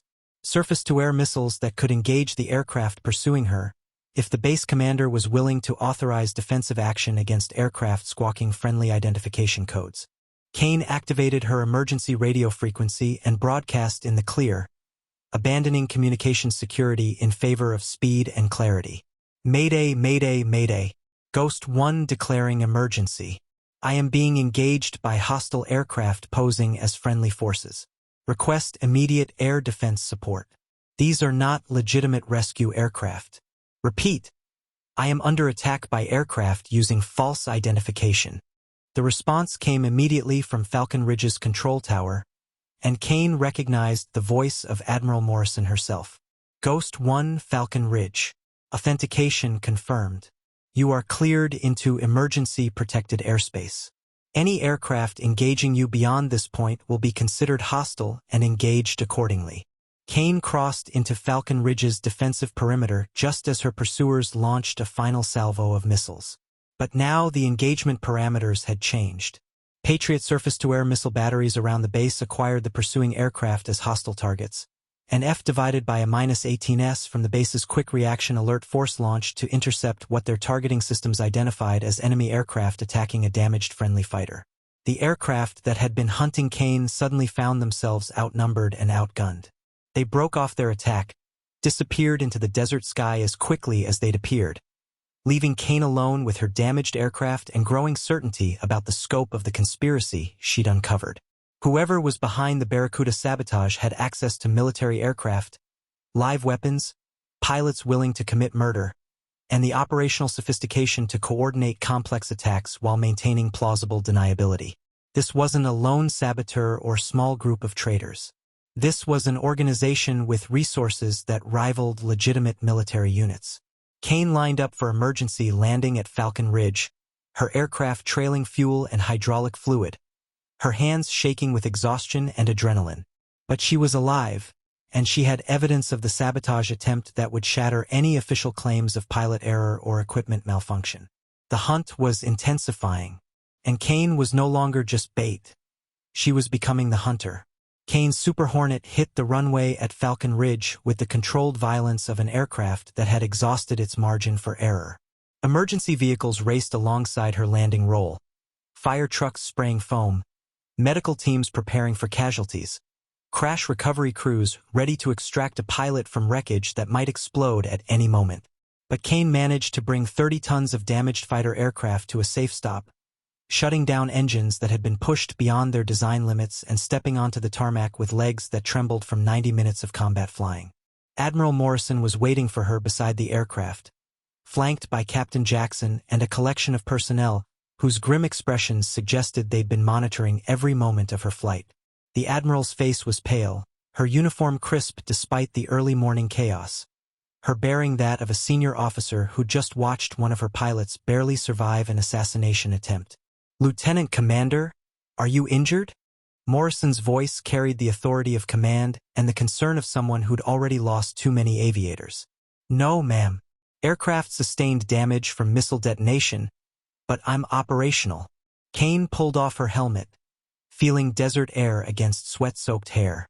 Around them, maintenance crews were already swarming over her Super Hornet, documenting battle damage and collecting evidence that would prove the sabotage attempt had escalated far beyond electronic warfare. Captain Jackson approached with a tablet displaying telemetry data that had been recorded during her flight. "Viper, we captured everything. Electronic signatures from the initial attack, radar tracks from the pursuing aircraft, communications intercepts from the pilots who tried to shoot you down. We have evidence that's going to blow this conspiracy wide open." Kane studied the data, her analytical mind already processing the implications. The electronic attack came from a ground-based transmitter approximately 12 miles southeast of Target Complex Charlie. The pursuing aircraft launched from an airfield that's not supposed to exist on any official charts. And the pilots who engaged me were using authentication codes that matched legitimate military protocols. "Which means," Admiral Morrison said grimly, "we're not dealing with foreign agents or terrorist organizations. We're dealing with a rogue military unit operating within our own command structure." The three of them moved toward a secure debriefing facility, but Kane noticed they weren't alone. Security personnel flanked them at discreet distances, armed guards who weren't part of normal base operations. The kind of protection detail that suggested immediate threats to personnel who'd become too dangerous to leave unguarded. Inside the briefing room, Deputy Director Webb was waiting with Colonel Reeves and a collection of intelligence analysts whose expressions suggested they'd spent the morning discovering that their worst fears about Operation Mirror Shield had been confirmed. "Lieutenant Commander Kane," Webb said, rising from his chair, "outstanding work surviving that engagement. You've provided us with intelligence that changes everything about our investigation." Kane took a seat at the conference table, accepting a cup of coffee that tasted like it had been brewing since before her pre-dawn briefing. "How bad is it?" "Worse than we initially suspected." Colonel Reeves activated the room's main display, showing a map of Southern California marked with locations that Kane didn't immediately recognize. "The aircraft that engaged you launched from a private airfield 40 miles east of here. The facility is officially owned by Meridian Defense Technologies, a defense contractor with legitimate contracts for pilot training and aircraft maintenance." Kane knew Meridian by reputation, a mid-sized company that provided specialized services to military aviation units, staffed by former military personnel who understood operational requirements. The kind of contractor that might have access to military aircraft and weapons without arousing suspicion.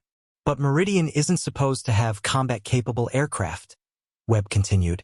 Their contracts specify training aircraft only, no live weapons, no operational systems, certainly no air-to-air missiles.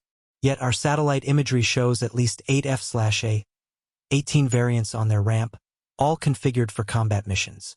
Admiral Morrison leaned forward, her expression grim. We've identified the owner of Meridian Defense Technologies. Marcus Caldwell, former Navy captain, retired 3 years ago after a distinguished career in naval aviation. He was also one of the original program managers for Barracuda system development. The pieces clicked into place in Kane's mind with the horrible logic of betrayal. Caldwell had access to the core programming. He could have embedded the backdoor code during development, then used his contractor status to maintain access after retirement. More than that, Captain Jackson said. Caldwell has been recruiting former military pilots who were forced out of service under questionable circumstances. Pilots who felt betrayed by the system, who might be willing to work for someone offering them a chance to fly again. Kane thought about the aircraft that had pursued her, the professional precision of their tactics, the communications procedures that had been letter-perfect except for their lethal intent. He's built his own air force. Former military pilots flying surplus aircraft under the cover of a legitimate defense contractor. Webb nodded grimly. Our analysis suggests Caldwell has been planning this for years. The Barracuda sabotage wasn't just about killing individual pilots. It was about discrediting the targeting system, forcing the military to cancel the program, and creating a market opportunity for Meridian to provide alternative solutions. Solutions that Caldwell would control, Colonel Reeves added. Eliminate American technological superiority, profit from the resulting contracts, and exact revenge against a military establishment that he felt had betrayed him. The scope of the conspiracy was staggering. Not just murder for profit, but systematic undermining of American military capability by someone who'd once sworn to defend it. Kane felt sick thinking about the pilots who died because someone's wounded ego had metastasized into treason. What's our next move? Kane asked. Admiral Morrison's expression was ice-cold with determination. We're going to arrest Marcus Caldwell and shut down his operation. But we need more evidence. Evidence that will hold up in federal court and prove the scope of his conspiracy. That means we need someone to get inside Meridian Defense Technologies. Kane understood immediately. You want me to go undercover. Infiltrate his organization. Caldwell knows you survived his assassination attempt, Webb said. He'll be expecting retaliation, preparing for official investigation, probably planning to destroy evidence and disappear. But what he won't expect is a disgraced pilot looking for work. Colonel Reeves pulled up Kane's military personnel file on the main display. According to official records, you were medically discharged after a breakdown following the Persian Gulf incident. Your return to flight status for Operation Mirror Shield was off the books. No official documentation, no paper trail that Caldwell's intelligence sources would detect. From his perspective, Captain Jackson continued, you're a bitter former pilot with advanced combat experience and intimate knowledge of the Barracuda system. Exactly the kind of recruit he's been targeting for his organization. Admiral Morrison leaned forward. You would approach Caldwell as a potential employee. Someone willing to work outside official channels for the right compensation. Get inside his operation, document his capabilities, identify his personnel, and provide us with the evidence we need to destroy him. Kane considered the proposal. It meant abandoning the relative safety of military protection, placing herself within reach of someone who'd already tried to kill her twice, trusting her life to a cover story that might not withstand serious scrutiny. But 6 pilots were dead. Hundreds more were at risk. And somewhere in the desert, Marcus Caldwell was planning his next move against American military aviation. How long do I have to establish contact? Kane asked. 72 hours, Webb replied. Our intelligence suggests Caldwell is preparing to relocate his operation. If we don't move quickly, he'll disappear with his aircraft, his personnel, and his knowledge of how to compromise our most advanced targeting systems. Kane stood, feeling the weight of another impossible mission settling on her shoulders. I'll need a convincing backstory, financial problems, personal issues, reasons why I'd be willing to work for someone like Caldwell. Already prepared, Admiral Morrison said, producing a folder that contained Kane's new identity. Jessica Kane, former military pilot, struggling with medical bills and unemployment, desperate enough to consider employment that might not be entirely legal. It wasn't much different from the truth. Except this time, instead of infiltrating a military training base, Kane would be walking into the heart of a conspiracy that had already proven willing to commit murder. "Ma'am," Kane said to Admiral Morrison, "when I find Marcus Caldwell, when I get the evidence you need, what happens to him?" Admiral Morrison's smile was sharp enough to cut glass. "He's going to discover what happens to people who betray their oath, murder American service members, and think they can profit from treason. He's going to learn that some betrayals carry consequences that last a lifetime." Kane nodded, understanding. Justice would be served. But first, she had to survive long enough to deliver it. The infiltration was about to begin. The approach to Meridian Defense Technologies required Kane to become someone she'd never been. A pilot willing to sell her skills to the highest bidder regardless of legality or loyalty. For 48 hours, she'd studied the psychological profile of Marcus Caldwell, memorized the backgrounds of known Meridian personnel, and rehearsed the bitter narrative of a former naval aviator whose career had been destroyed by an ungrateful military establishment. The facility itself occupied 2,000 acres of high desert 20 miles east of Palmdale, California, close enough to Edwards Air Force Base to benefit from restricted airspace, remote enough to conduct operations away from curious observers. From the highway, Meridian looked like any of dozens of aerospace contractors that dotted the Mojave Desert: utilitarian buildings, aircraft hangars, a modest control tower, and the kind of perimeter security that suggested valuable assets without advertising their nature. Kane drove through the main gate in a 10-year-old Honda Civic that matched her cover story of financial desperation.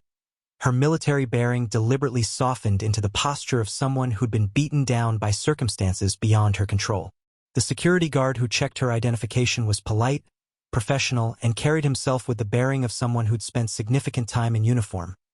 Exactly the kind of personnel Caldwell would recruit for sensitive operations. "Ms. Kane, Mr. Caldwell is expecting you. Park in Visitor Slot 7 and report to Building A, Suite 230. He'll see you at 1,400 hours." The appointment time was significant military precision disguised as civilian scheduling.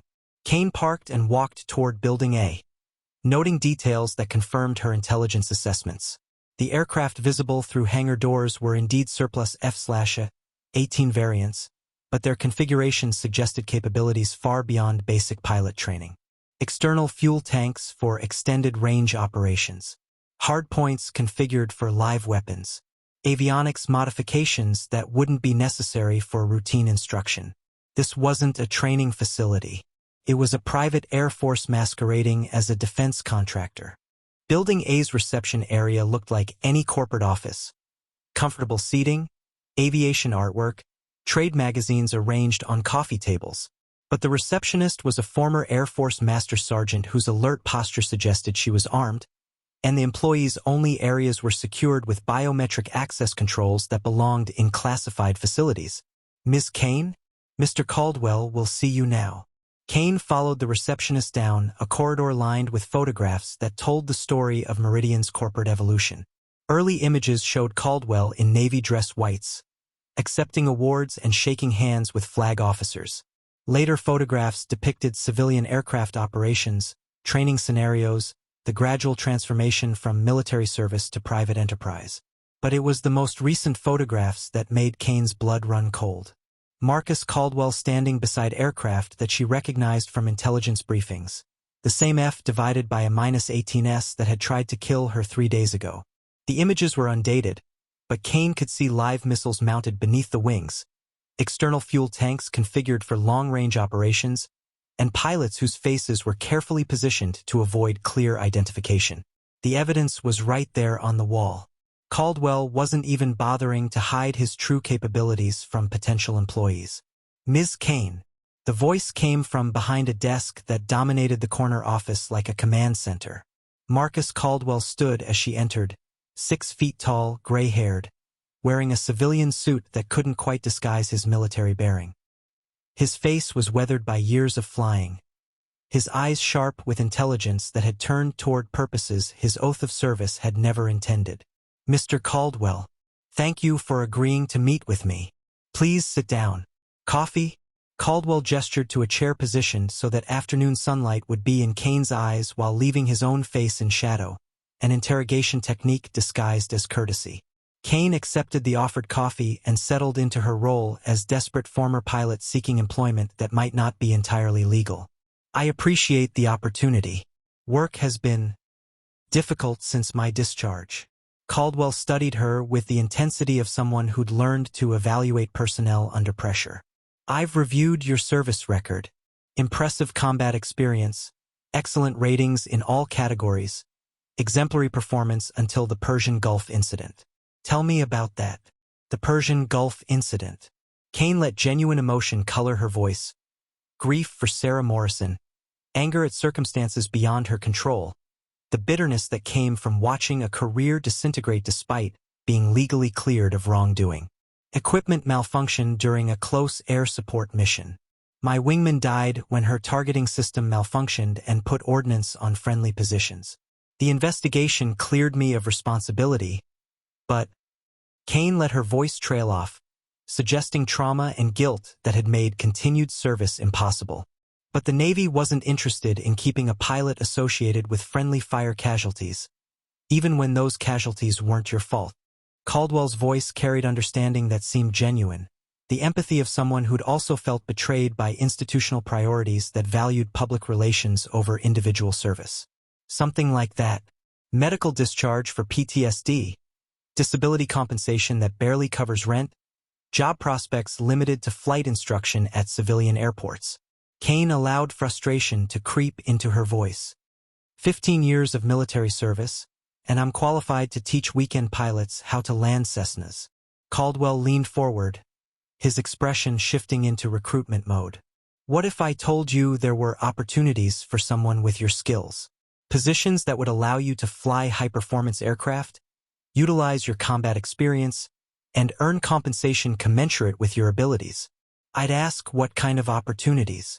The legitimate flight instruction market is saturated, and airlines aren't interested in pilots with medical discharge histories. I'm not talking about airlines or flight instruction. Caldwell stood, moved to the window overlooking the flight line where F divided by a -18s sat in neat rows like deadly sculptures. Meridian provides specialized services to clients who require capabilities beyond what conventional contractors can offer. Pilot training, systems testing, operational consultation for organizations that value discretion. Kane understood the euphemisms. Organizations that value discretion meant clients who couldn't openly purchase military services through official channels. Foreign governments, private military companies, intelligence agencies conducting operations that didn't officially exist. What kind of aircraft would I be flying? Surplus military fighters configured for various mission profiles. Nothing you haven't flown before, though some of our modifications might be unfamiliar. Caldwell's smile was sharp with implications. The work can be challenging, occasionally dangerous, but the compensation reflects those risks. Kane pretended to consider the offer while actually analyzing everything she could observe about Meridian's operation. Through the office window, she could see maintenance crews working on aircraft with the efficiency of military personnel. Security patrols followed patterns that suggested serious concern about unauthorized observation. Most telling, communications antennas and satellite dishes indicated sophisticated command and control capabilities far beyond what civilian flight training would require. Mr. Caldwell, I need to ask directly, is this legal work? Caldwell's expression didn't change. Define legal, Ms. Kane. Is it legal for the government to discharge experienced pilots for medical conditions that don't affect their ability to fly? Is it legal for defense contractors to profit from systems that get American service members killed? Is it legal for flag officers to prioritize their careers over the welfare of subordinates? The bitter edge in his voice revealed the resentment that had transformed a decorated naval officer into someone willing to commit treason for profit and revenge. Kane recognized the rationalization process, grievances that started legitimate and metastasized into justifications for betraying everything he'd once sworn to protect. I understand your point, Kane said carefully, but I need to know what I'm getting into. You're getting into an organization that values competence over politics, that rewards performance over compliance, that gives experienced pilots the opportunity to fly missions that matter instead of teaching teenagers how to land on aircraft carriers. Caldwell returned to his desk, opening a folder that contained what appeared to be a standard employment contract. The position is Flight Operations Specialist, reporting directly to me. Initial compensation is $200,000 annually, with performance bonuses that can double that amount. Medical benefits, life insurance, and housing allowance if you choose to relocate to company facilities. The compensation package was designed to be irresistible to someone in Kane's supposed circumstances. More money than she'd earned as a military officer, financial security that would solve the problems that had supposedly driven her to consider questionable employment. Kane pretended to study the contract while actually memorizing details that would help prosecution. Meridian Defense Technologies was incorporated in Nevada, banked in the Cayman Islands, and structured through subsidiary companies that would make financial tracking difficult. Caldwell had built his conspiracy with the same attention to detail he'd once applied to military operations. "This is generous," Kane said. "What's the catch?" "No catch. Just recognition that experienced pilots are valuable assets who deserve appropriate compensation." Caldwell's voice carried conviction that seemed genuine. "Sign the contract, complete a brief orientation program, and you can start flying next week." Kane was about to respond when her peripheral vision caught movement outside the office window. A black sedan approaching the building at speed, followed by a second vehicle that looked suspiciously like the government Suburbans she'd seen at Falcon Ridge. Either Caldwell was expecting visitors, or Operation Mirror Shield had been compromised. Caldwell noticed her attention shift and turned to look out the window. His expression hardened immediately into something cold and dangerous. "Ms. Kane, I'm afraid our interview is going to be cut short. It appears we have unexpected guests." Kane felt her cover identity dissolving in real time as she realized that Marcus Caldwell had just identified federal agents approaching his facility, which meant he knew who she really was, why she was here, and what was about to happen. The recruitment had been a trap, and Kane had walked directly into it. "Lieutenant Commander Jessica Kane," Caldwell said, his voice now carrying the authority of someone accustomed to commanding life-and-death situations. "I believe you have something that belongs to me." Kane's hand moved instinctively toward her concealed sidearm before rational thought overrode combat reflexes. Drawing a weapon in Caldwell's office would accomplish nothing except getting her killed by security personnel who were undoubtedly monitoring the conversation. Instead, she forced herself to remain seated, projecting the calm of someone who'd been in similar situations and survived through intelligence rather than violence. "I'm not sure what you mean," Kane said, maintaining her cover identity even though both of them understood the pretense was over. "I came here looking for work. Nothing more." Caldwell moved to his desk with deliberate calm, opening a drawer that Kane assumed contained a weapon. But instead of a gun, he withdrew a tablet displaying surveillance footage that made her stomach drop. The images showed her arriving at Falcon Ridge 3 days ago, her aircraft taking off for the mission that had nearly killed her, and most damaging of all, crystal-clear footage of her meeting with Admiral Morrison and the intelligence team. "Meridian maintains comprehensive surveillance of all military installations within operational range," Caldwell said, his voice carrying the satisfaction of someone who'd anticipated every move his opponents might make. "We monitor communications, track personnel movements, identify potential threats to our operations. You've been under observation since the moment you returned to active duty." Kane studied the surveillance images, her analytical mind processing the implications. Caldwell hadn't just built a rogue air force. He'd created an intelligence operation capable of monitoring official military activities, which meant he'd known about Operation Mirror Shield from its inception, had probably been tracking her every move since she'd agreed to participate. "The question," Caldwell continued, "is what you've learned during your investigation, who you've shared that information with, and how we're going to resolve this situation before those federal agents currently approaching my facility decide to make things unpleasant for everyone involved." Through the office window, Kane could see the black sedans pulling into the parking area near Building A. Men in dark suits emerged from the vehicles, too many to be a routine investigation, too well armed to be conducting interviews. This was a takedown operation, which meant Admiral Morrison and her team had decided to move against Caldwell immediately rather than waiting for Kane's intelligence gathering to be completed. "Mr. Caldwell, I think there's been a misunderstanding," Kane said, still maintaining the fiction that she was a desperate former pilot seeking employment. "I don't know anything about federal agents or investigations.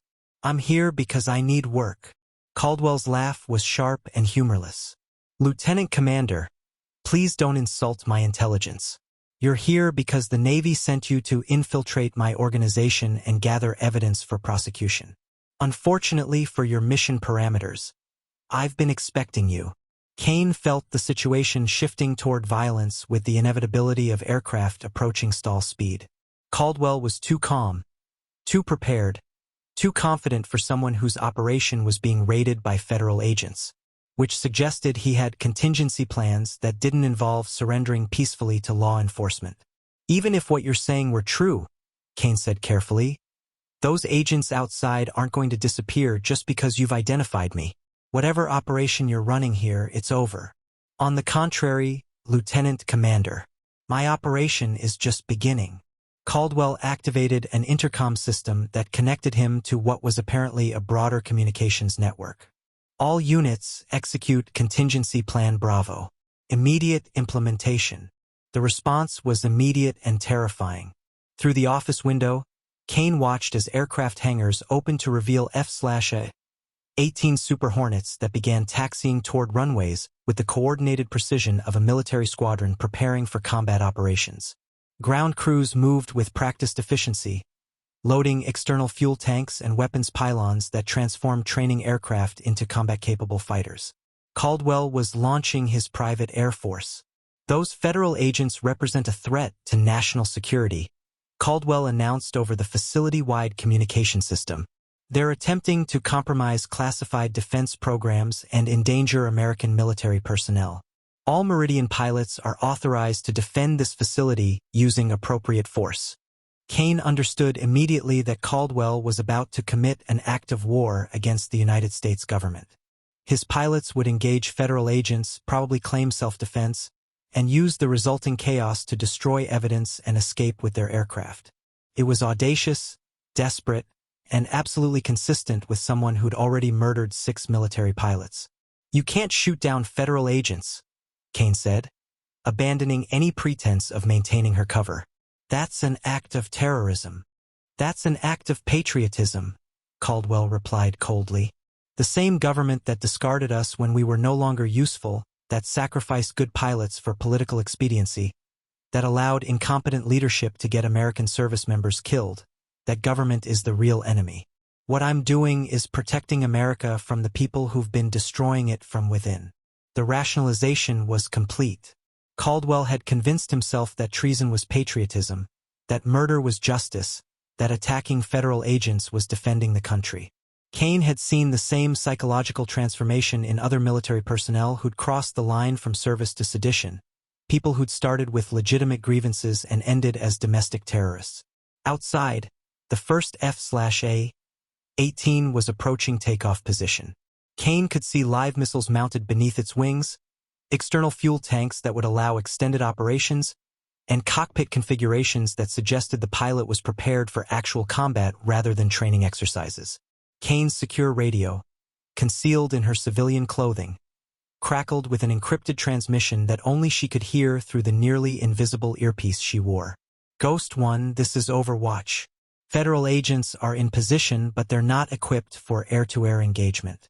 We need you to abort the launch sequence." Kane keyed her transmitter with a concealed switch, sending a brief response that confirmed her situation. Then she turned to Caldwell with the desperate gambit of someone who had nothing left to lose. "Marcus, stop this. You're about to start a war that you can't win. Those agents outside are just the beginning.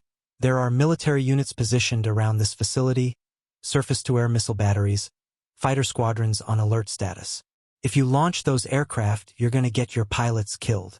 Caldwell's expression didn't change. "My pilots volunteered for this mission knowing the risks. They're willing to die to protect something bigger than themselves, something you and your government handlers wouldn't understand. They're willing to die for your personal revenge fantasy." You've convinced them they're serving their country when they're actually serving your wounded ego. For the first time since the conversation began, Caldwell's composure cracked. Kane saw rage flicker across his features, the fury of someone whose carefully constructed justifications had been challenged by an inconvenient truth. My wounded ego? Caldwell's voice rose slightly. I gave 30 years to the Navy. I developed targeting systems that saved American lives. I trained pilots who went on to distinguished careers. And how was I repaid? Forced retirement because some congressional committee decided I was politically inconvenient. Kane understood now. Caldwell's fall from grace hadn't been dramatic, just the routine bureaucratic destruction of a career that had become problematic for reasons that probably had nothing to do with his actual performance. The kind of institutional betrayal that happened to military officers who found themselves on the wrong side of political calculations. But understanding didn't equal forgiveness. Caldwell's grievances might have been legitimate, but his response had been monstrous. So you decided to get revenge by murdering other pilots? By compromising systems you helped develop? By attacking the very people you swore to protect? I decided to show them what happens when they discard people who understand how to fight. Caldwell moved to the window, watching as his aircraft continued their launch preparations.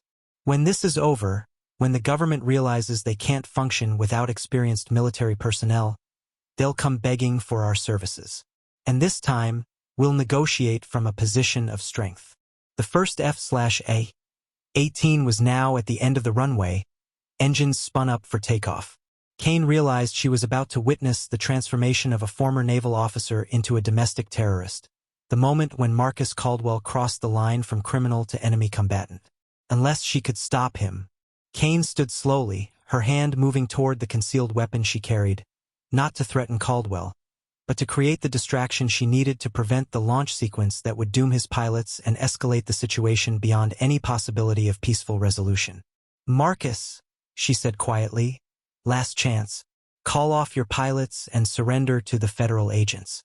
Accept responsibility for what you've done and try to save the people who trusted you enough to follow you into this madness.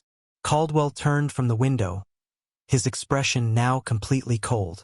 Lieutenant Commander Kane, you have 30 seconds to provide me with the intelligence you've gathered about my operation, the names of everyone involved in the investigation, and the location of any evidence that might be used against me. After that, you become a casualty of war. Kane smiled grimly. Marcus, you just made a critical error. What error? You assumed I came here alone. The sound of rotor blades filled the air above Meridian Defense Technologies with the distinctive rhythm of military helicopters approaching at high speed. Caldwell's confident expression flickered as he turned toward the window, watching 4 AH-64 Apache attack helicopters cresting the ridgeline that bordered his facility's eastern perimeter. Behind them, barely visible against the afternoon sky, Kane could see the angular silhouettes of F-22 Raptors maintaining high cover, aircraft whose stealth capabilities had allowed them to approach undetected until the moment Admiral Morrison chose to reveal her hand. You see, Marcus, Kane said, her voice now carrying the authority of someone who just revealed a carefully orchestrated trap. While you were monitoring Falcon Ridge Naval Air Station, Admiral Morrison was monitoring you. Every communication, every aircraft movement, every preparation for this contingency plan you thought was so secret. We knew you'd try to launch your aircraft the moment you felt threatened. The Apache helicopters took up positions around the facility's perimeter, their 30mm chain guns and Hellfire missiles trained on the F divided by a -18s that were still taxiing toward takeoff position. From their elevated positions, the attack helicopters could engage any aircraft that attempted to become airborne, turning Caldwell's private air force into sitting targets before they could clear the runway. Caldwell's radio crackled with increasingly frantic transmissions from his pilots. Control, Ghost Leader. We're being painted by multiple targeting systems. Request immediate authorization to engage. Control, this is Viper 6. I've got missile lock warnings from unknown aircraft. What are our rules of engagement? All units, maintain position and await further orders. Caldwell transmitted. But Kane could hear the uncertainty creeping into his voice. His carefully planned contingency was disintegrating as he realized the scope of the forces arrayed against him. Through the office window, Kane watched as additional vehicles approached the facility. Not the black sedans of federal agents, but the olive-drab trucks and armored personnel carriers of military units. The 75th Ranger Regiment, based on the distinctive unit markings, supported by Air Force security forces and what appeared to be a complete field command post. This wasn't a law enforcement raid. This was a military operation designed to neutralize a domestic terrorist threat. Admiral Morrison didn't just send me to gather intelligence, Kane continued, moving closer to Caldwell while staying beyond his reach. She sent me to confirm your location, verify your capabilities, and provide targeting data for the response force that's been positioned around your facility for the past 48 hours. Caldwell's face had gone pale as he processed the implications. You've been transmitting our positions, our aircraft configurations, our personnel strength. Everything. The concealed transmitter in my clothing has been broadcasting continuous intelligence updates since I arrived. Those federal agents outside? They're not here to arrest you, Marcus. They're here to coordinate your surrender before the military units surrounding this facility decide that negotiation isn't worth the risk. Caldwell moved to his desk, reaching for what Kane now realized was a secure communications device rather than a weapon. But before he could activate it, Kane's concealed radio transmitted a brief coded signal, the final confirmation that Admiral Morrison had been waiting for. The response was immediate and overwhelming. Every aircraft engine on the Meridian flight line shut down simultaneously as electromagnetic pulse devices mounted on the surrounding helicopters disabled their electronic systems. The hangar doors that had opened to launch Caldwell's Air Force now became death traps as military personnel rappelled from helicopters directly onto the facility's buildings and runways. Within minutes, the coordinated precision of a military operation transformed Caldwell's stronghold into a captured enemy position. Meridian Defense Technologies personnel, this is Colonel Martinez, 75th Ranger Regiment. A voice announced over loudspeakers positioned around the facility. You are ordered to cease all operations immediately, shut down all aircraft, and assemble in the main hangar with your hands visible. Any individual who fails to comply with these orders will be considered a hostile combatant and engaged accordingly. Through the office window, Kane watched as Caldwell's pilots emerged from their aircraft with their hands raised. The fight gone out of them as they realized their situation was hopeless. Ground crew personnel abandoned their equipment and moved toward the assembly area, some looking confused, others appearing relieved that the confrontation was ending without bloodshed. But Caldwell wasn't surrendering. Lieutenant Commander Kane, he said, his voice now carrying the cold calculation of someone who'd accepted that escape was impossible, but hadn't abandoned the idea of taking enemies with him. You've been very thorough in your deception, but you've made one critical error. Kane felt her situational awareness spike as she recognized the tone. The voice of someone who still had cards to play, who'd prepared for total defeat and planned accordingly. What error? She asked, her hand moving instinctively toward her concealed weapon. You assumed that my operation was limited to this facility. Caldwell smiled with genuine satisfaction despite his circumstances. Meridian Defense Technologies is just the operational headquarters. The real capability, the systems that compromised your Barracuda targeting platforms, the technology that killed 6 pilots and nearly killed you, that's located elsewhere. Kane's blood chilled as she understood the implications. You've got backup facilities. I've got a complete shadow infrastructure. Aircraft positioned at civilian airfields across 3 states, pilots operating under false identities, technical capabilities that can compromise any military targeting system currently in development.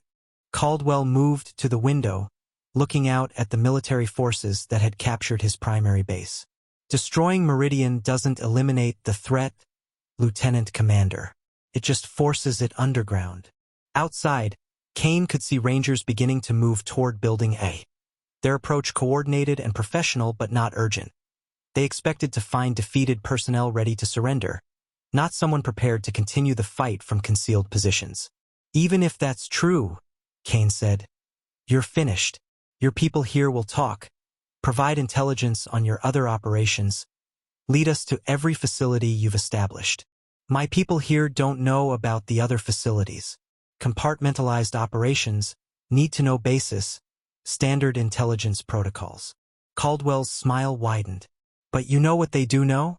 They know how to activate the remote access capabilities that compromise Barracuda targeting systems. Kane felt the pieces clicking into place with horrible logic.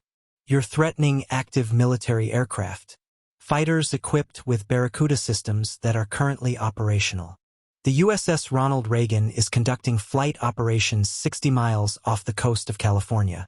18 F/A-18 Super Hornets, all equipped with the latest Barracuda targeting systems, all vulnerable to remote override. Caldwell moved to his desk, reaching for a device that Kane now recognized as a sophisticated communications array. Unless the military forces outside this building withdraw immediately, those 18 aircraft are going to experience sudden system failures during their next landing approach. The threat was specific, immediate, and absolutely credible. Caldwell had just revealed that he could murder 18 pilots and destroy military assets worth more than $500 million with the touch of a button. It was blackmail on a scale that transformed him from captured domestic terrorist to ongoing national security threat. Kane's secure radio crackled with an encrypted transmission from Admiral Morrison. Ghost One, we're monitoring Caldwell's communications. The threat appears credible. We have 18 aircraft currently airborne from the Reagan, all equipped with Barracuda systems. Recommend you attempt to neutralize the threat at the source. Kane understood the order. She was being authorized to kill Marcus Caldwell to prevent him from murdering 18 more pilots. Marcus, she said, moving closer to his position. You've got one chance to end this without more bloodshed. Shut down your remote access capabilities and surrender to the Rangers outside. In exchange, you'll be treated as a prisoner of war rather than a domestic terrorist. I'll be treated as a patriot who tried to save American military aviation from the incompetents who've been destroying it, Caldwell replied, his hand hovering over the activation switch that would doom the pilots approaching the Reagan. History will vindicate everything I've done. Kane drew her concealed sidearm in one smooth motion, the Glock 19 appearing in her hands with the speed of someone who'd trained for exactly this moment. Step away from the communications device, Marcus. Now. Caldwell looked at the pistol pointed at his chest, and for the first time since their conversation began, Kane saw genuine fear flicker across his features. But it was fear mixed with determination, the expression of someone who'd chosen martyrdom over surrender. If you shoot me, Lieutenant Commander, my systems will automatically activate. Dead man's switch.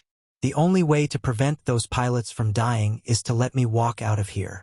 Kane held the weapon steady, her training keeping the sights aligned despite the adrenaline flooding her system. Outside, she could hear Rangers reaching the building, their voices coordinating entry procedures that would bring armed military personnel into the office within minutes. But minutes might be too late. The USS Reagan's aircraft would be beginning their recovery cycle soon, approaching the carrier for landing operations that could become death traps if Caldwell activated his sabotage systems. Last chance, Marcus. Surrender now, or I put you down and take my chances with your dead man's switch. Caldwell smiled one final time.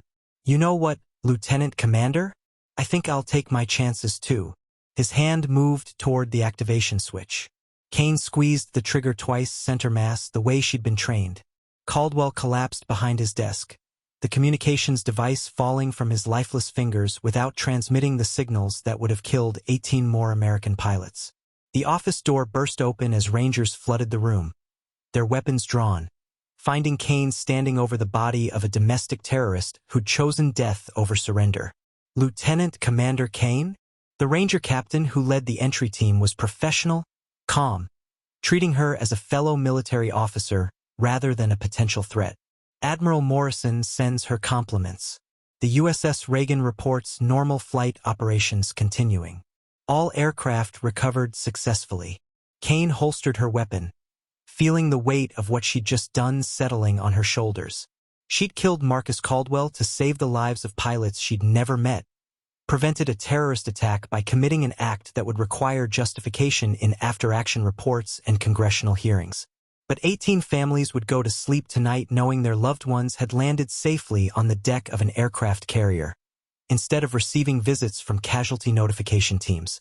6 months later, Kane stood in the Pentagon office that had become her permanent assignment, reviewing intelligence reports from the ongoing investigation into Caldwell's shadow network. His backup facilities had been identified and raided, his personnel arrested, his technical capabilities dismantled piece by piece. The Barracuda targeting system had been completely redesigned, its vulnerabilities eliminated through security protocols that would prevent future compromise. American military aviation was safer because of Operation Mirror Shield, and the pilots flying those systems would never know how close they'd come to being murdered by their own technology. Kane kept 2 photographs on her desk. One showed Sarah Morrison in her flight suit, standing beside an F-18 with the determination of someone who died trying to protect her fellow aviators. The other was a group photograph from the USS Ronald Reagan, 18 pilots celebrating another successful deployment, unaware that their lives had been saved by a woman they'd never met. Some victories came at a cost that felt heavier than defeat. But sometimes the cost was worth paying, especially when it meant that heroes like Sarah Morrison hadn't died in vain. Lieutenant Commander Jessica Kane had earned her call sign through skill and courage in combat. But she'd earned her redemption by choosing to fight for something larger than herself, even when that fight required sacrifices that would leave scars no metal could heal. Outside her office window, aircraft from Andrews Air Force Base continued their daily training flights, their pilots trusting technology that had been tested in blood and redeemed through justice. The hunt was over, the sky was safe, and somewhere in the vast network of American military aviation, pilots were flying missions they'd never complete if one woman hadn't been willing to become someone else, to lie for the truth, and to kill for the living. Up next, you've got 2 more standout stories right on your screen. If this one hit the mark, you won't want to pass these up. Just click and check them out.